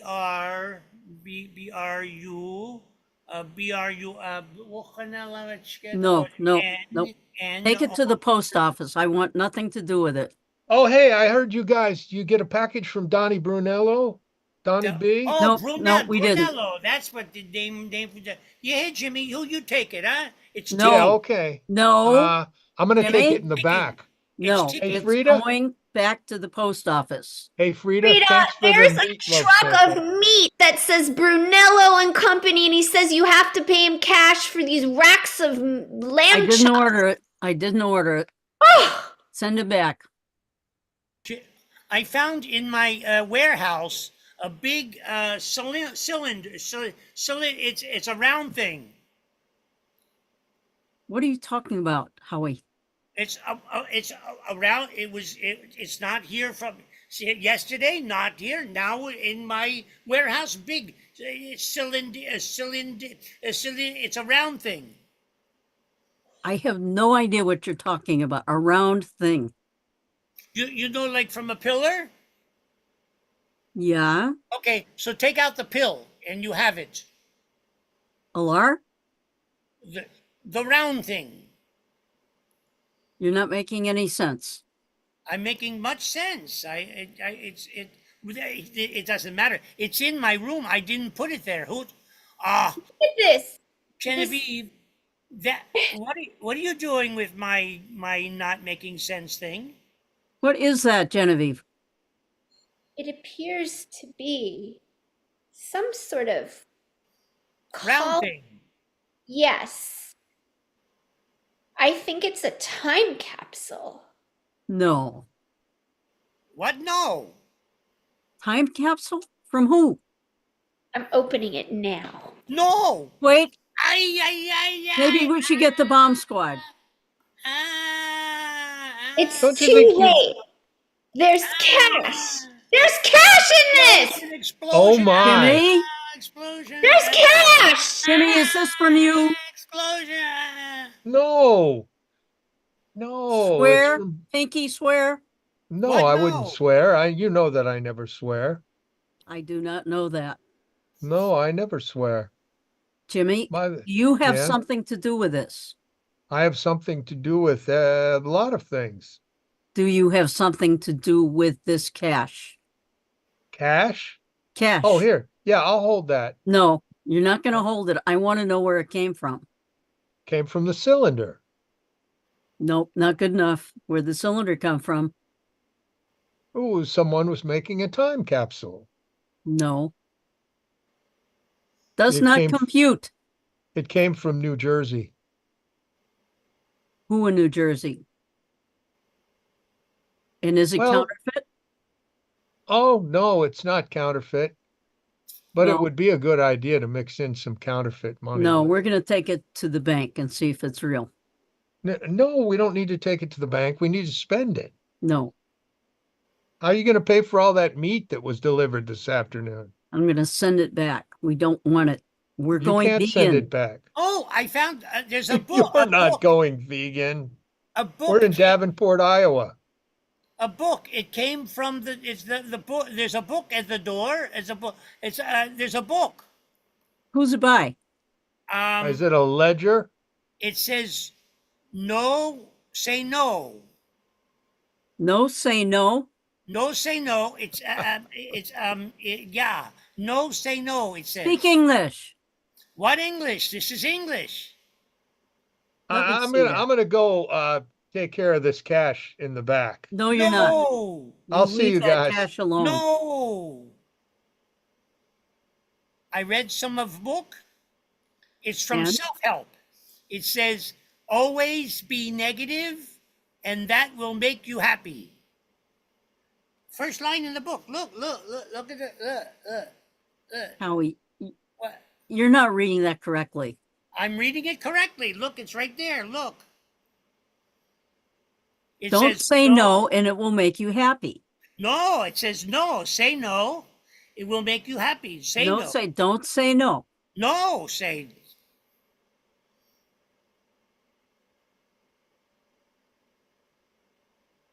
No, say no. That means don't say no. No, it says no. No, say Uh, no. No, say Genevieve, could I see you for a minute? I talk with you this later, Frida. Yes. It says no, says when the no with it. How come you're crying? No, this money. It's musty. Yeah, that's the smell of death. Just put it down and This $100 bill is. well, It that's smells all right. like it's in someone's sweaty pants or something. Why do you keep smelling it then? Because needs it's to- just a weird smell on a $100 bill. I mean, why? Why are we involved with mobsters in Iowa? Well, Iowa are no was open mobsters. territory. Iowa was open territory, Okay. and we needed to improve our game in the back because otherwise we can't pay the mortgage. Okay. You know, I'm the editor of the newspaper. I'm not reporting on this because I'm afraid that they will come after me if I They're tell not this. going to come after you. They're Yeah, gonna but you come have to. after me. You have to tell the story in a certain way. No, this is between Yeah. us. I'm not No, we need a little publicity, a little mystery to make people come down to the double nickel. Okay. So Jimmy D. Yeah. So I'm going to tell you a story. It's the tale of Donnie B and One Finger Jack. Okay, I'm gonna get this. Donnie B. And One Finger One Jack. Finger Jack. Okay. And And They both knew Frank. He knew Frank. And the reason they knew Frank, well, is because I sent them to see him. Oh. It figures you would. You knew them all in the big house. You were like one of the top dons back in the day, but we thought you were like turning a new. This is the place for second chances, and we thought you were like, you know. I had an ankle bracelet on so long that it left a mark in my leg. That's not easily forgotten. Got it. Do you want to go back to that? No. But it's Good. been a little boring around here lately. Well, I mean, it gets a little boring doing brunch service sometimes, but it's kind of nice to have the steady income from the brunch service. You don't like the vegan omelets? Those were boring for you? It's when you guys put meatloaf crumbles on them that I really Yeah, find. no, just getting back to this. So I figured we'd dig up a little money. I knew about the time capsule, and if we were able to dig up a little money, then Maybe it we would just get things flowing again. So you had good intentions. Just Frida. tell me Yeah. your good intentions. I have good intentions. Good. We'll All right, pay- I'm gonna go tell Frida. It's all gonna be okay. It's all gonna be okay. It's Never gonna be say no. fine. No, is no means it's okay. Frida, I'm trying to get sane. I'm trying to get sane. what's going? Well, from the self-help, it should help. The self-help, it says that when you say no, and you say no, and then I've no got my and no, magic hat on. that you should become magical. I've got my God, magic where'd hat that on. What? Where'd that come from? It works. Somebody sent it to me from Disneyland. This is the hat I wear when I get stressed. I thought it was. It's not magic. You put that on, or did it get put on because you said no, and suddenly the hat appeared? I said What happened? no, and the ears work. You said no, and suddenly there's a hat on your head. Yes. We must research this. I go back to the book. Let me look to the book. Chapter 5, chapter 6. Tell me it isn't true, Jimmy. What's going on? Well, I just came in. I heard you guys were talking, and No. I thought maybe you put on a new chef's hat so that we'd have No. some new recipes. No. This is a magic hat that somebody sent me. A mysterious admirer from Disney World. But is it magic? It's not magic. Oh. Then why does it do this? So it's not magic? It's probably.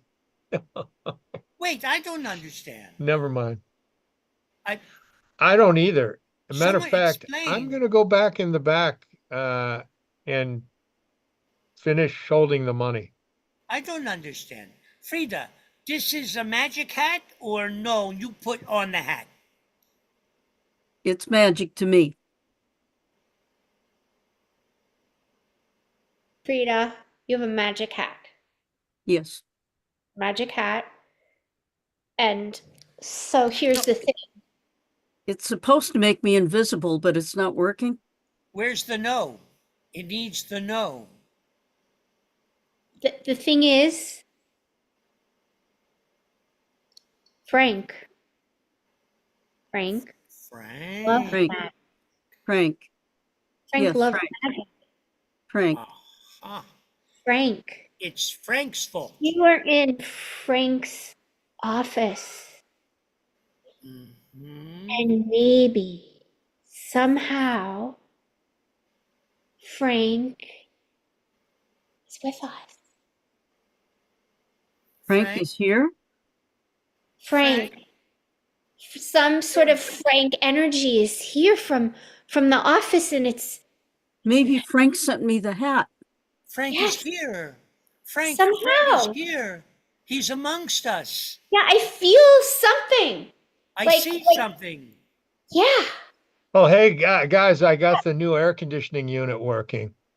Can you feel that? You're interrupting a spell. That was the No. sound. No, it was not magic. It was not the magic of no. It was the air conditioner. It was the air Oh, conditioner. you guys are ruining it for me. Oh, hey, Frida. I mean, it's what you want it to be. I It's mean, no. That's no. no, I'm going That's out. no. it's no. So what is the story about the money? The I'm gonna story. go talk to Jimmy. Is Jimmy involved? Yeah. I think that Jimmy was getting a little bored. Jimmy gets bored.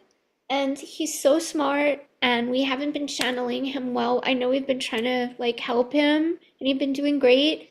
But I think some days he just has to edge out and reach out to his old people, and I think it's hard for him. So he does a little side, it does a little. So who is this gangster guy that's been It's that sending us things? Bruno guy, but Bruno's pretty harmless. We're not going to say anything. We're just going to Okay. keep things straight and try to support Jimmy with more creative activities, like magic. Maybe we Creative. can use magic, and He doesn't believe in magic. well, Frida, I was disappointed because I really thought we had turned a corner, but I do too. I know I know he feels bad. I know he feels bad. And that's why he fixed the air conditioning. So that's a good start. Yeah, but he hasn't told me he feels bad. Because he's not good at talking about his feelings. I'll go talk to him. I'm sorry. I'm just so disappointed in him. It's a learning curve. It's a learning curve. So you can't be disappointed. You just have to know he's just there right now. Be easy on him, okay, Frida? He's trying. I'll try. I'll tell him. Jimmy, get your ass out here! Yeah, I'm coming. Jimmy D, apologize to Frida for kind of going off, She trusts you, and you need to just make it right, okay? We're going to overlook this. You can keep a little extra cash for apologizing, and we'll try to find. I'll need that cash because I was taking your car out this afternoon. Yeah. And I needed a little cash for. I'm just drumming up business for the double nickel. Yeah, no. And that's why you can paint the car with double nickel logos and drive it around, and we'll pay you. Okay, talk to Frida. I don't want to get involved, but she loves you. She cares about you. I love you. We all are here for you at the double nickel to do the right thing. Frida. I'll clean the trunk out too. No! Frida. Talk to Jimmy. Talk to Jimmy. He's ready to apologize. Hi, Frida. Hey, Jimmy. Boy, that was really good meatloaf today. Thanks. I think. Well, what do you mean you think? Well, usually when you start to give me a compliment, you insult me on the side. Oh, I don't mean to do that. To insult you on the side. Probably Although it would don't be mean nice. to do things, but they happen. Then maybe we should have a drink. Okay. How about something from the top shelf? Are you buying? Yeah, didn't let's think just so. say, what? I didn't think so. Oh, of course I am. We'll say the double nickel's buying. Yeah, of 'Cause it course. is- It always Here's some does. drinks, you guys. Make it right, Jimmy. Make it right. So let's do a salute A salute. to Frida, the best manager, hostess, cook, and glass washer, because we had to let our glass washer go Jimmy. in all of Iowa. You know what? I want to toast to that too. Can I toast to that too? Because Frida's the best. You are. Yes. I'm glad you guys made up. Now you're all made up, right? Howie, we're all having a toast. Come out. Where did you go? I'm just looking. Hold on one second. I'll be right there. Good, because we're toasting Frida. Okay, well, Maybe we should just toast together. I'm going from second toast. Your second toast. I'll take with That the was butter. strong. Second toast? Toast with butter? No, no, we're having a drink, Howie. Oh, I teetotaler. Well, have some diet soda then. Yeah. Oh, Or grape top juice? shelf. What? Here. Top shelf. Here's a double martini. Top shelf. Okay. Top shelf. What are we toasting? Oh, hold on. If we're having a martini, I don't Toasting- usually drink We're martinis. toasting Frida for being the best manager in the world and always Oh, having. I love Frida. Yeah. Okay, of Toast course. Yes, to her. okay, Right, we toast- Jimmy? Sometimes I don't. Right, Genevieve. Jimmy's not going to be cheating with mobsters anymore, right, Jimmy? That's right, Genevieve. And when that story comes out that you're writing, everyone will come to the Double Nickel and know it's such a good place. Everyone. And we'll that be. Frida is You the guys best. aren't putting me on, are you? No. Of course not. Of course not. I have some new place settings being delivered this afternoon because I appreciated your management style so much. Place settings? Yeah, for the restaurant, for the bar. All right. Okay. Well, Toast and go. here's let's toast and go and see those place settings. Toast and go. Toast and go. To Frida. Toast and go. I know. 2, 3 to Frida. To Frida. Thanks, guys. To Frida. Frida. I had to borrow a little cash to buy the place settings, but it's I all knew good. there was a catch. I knew there was a yeah. There's always a catch. There's always a catch. All right. I got to get back to work. I don't know about you guys. And Somebody has that's to our work around here. show. Here, doing my solo act here, but yes, everybody come on up. So give yourselves a hand, definitely. Mel, do you have a question for Timeless? No. So do you guys have a favorite improv game other than, your continuing story? Do you have a favorite game that you like to play or warm up with? Yeah, ask for 3 things. We don't just ask for 3 things. We ask for 3 Specific. things that are very specific that the character would use in this world, and then we don't just answer, but we explain, kind of justify the usage of the 3 things. And sometimes that will prompt us so that when we do come on, we've already kind of been like, we get really into the character. So we're like, and it bleeds into our show organically. Cool insight into your process there. Nice. Lead into a show that's the. Definitely very cool. So, I mean, I guess I'll ask just around, seeing what's what. And we'll go in the order that I see it. I think we all see it in the same order. I believe it's in host order. So we do see Geneva. So give us her real name. I'm sorry. Yeah, I'm Robbie Foss. And Sometimes yeah, I'm Guinevere, Geneva. It's all good. Still doesn't have it right. Nice. And yeah, you can let the world know how to find you in person. Well, I online, perform if with it's okay. Timeless. You can watch us actually this Sunday on the we're on the Highwire online show. Sunday morning. What time is it Eastern again? 3 p.m. Eastern. 3 p.m. I'm in San Diego, so it's like morning, but then it's 3 p.m. Eastern. Yes, watch us. Perfect. And how about yourself, Greg? Do you want to advertise something else or this same thing? I don't have anything really to advertise right now. No screaming armadillo? I have some things going on, but it's all in South Florida and Yeah, so South Florida people watching. So yeah, let them know. all right. There's a drop-in going on Wednesday nights. If you want to find out about it, write to me, Greg at sa-comedy.com. Right now we're using a strip club. Strip club, I'm Very there. apropos. What's going on? Who's And I've been trying to find a good location. That is a good location. And UCB started with a strip club.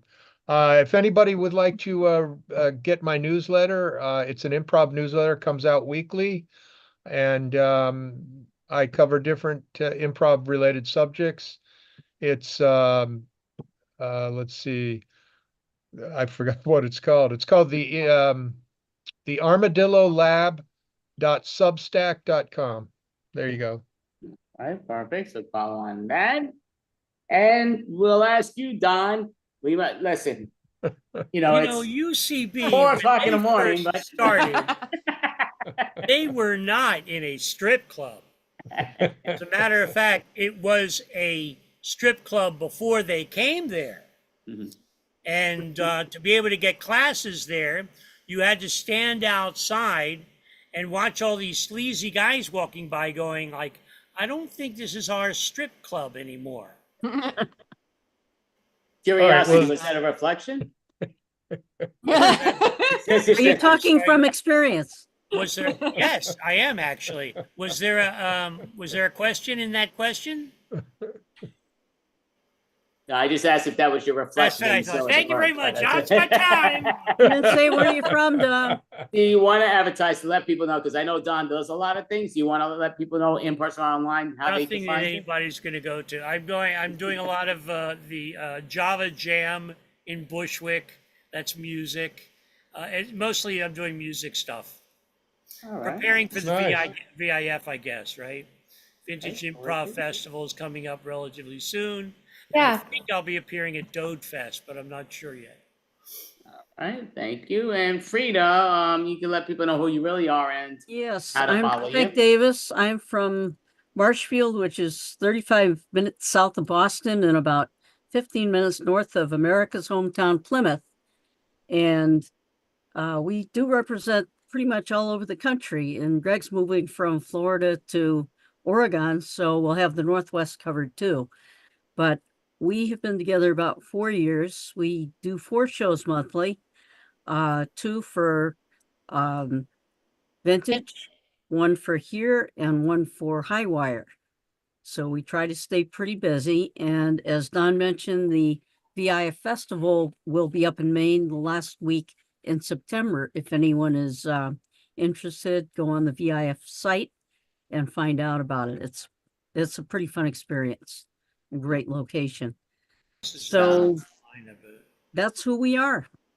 Definitely sounds awesome, and thank you all. So I would say next month, which will be actually, we're a monthly show, it'll be our 50th month show. So to me, even though it's not the anniversary, it is a big plateau. So we will celebrate in some type of way, but that is on September 20th. So again, if you want, I know David, Don's one that's like, I think so, but I'll get back to you. And then he gets back to me 6 weeks later. But it's like, okay, it's like, mess with you, Don, but. No, that's good. And congrats to Sort you of, for but being yes. together for so long. Thank you. We thank we you need all, more great outlets. Perfect. Now, thank you Yeah, so much. thank you very much for having us, guys. Thanks for having Thank us you. again. Definitely appreciate you. you all coming, and All right. yeah, did a Cheers. great job making When this. is your jam? Great I job. see that it was. Yeah, we were us posting who an improv inspired jam. you to get the jam, and now that we've inspired you to make the jam, I guess we're all obligated to stay here for the effing jam. Is that If you like, you definitely can. Like, to me, because we were advertising in the beginning, but then I forgot all about it and we weren't advertising, so that kind of killed it. That was my fault. Sort of remembering. Again, you kind of many hours on this thing. It's like, what the hell? But yeah, you lose out. I gotta start writing the crap down, but I do write it and then I put it to the side like a moron.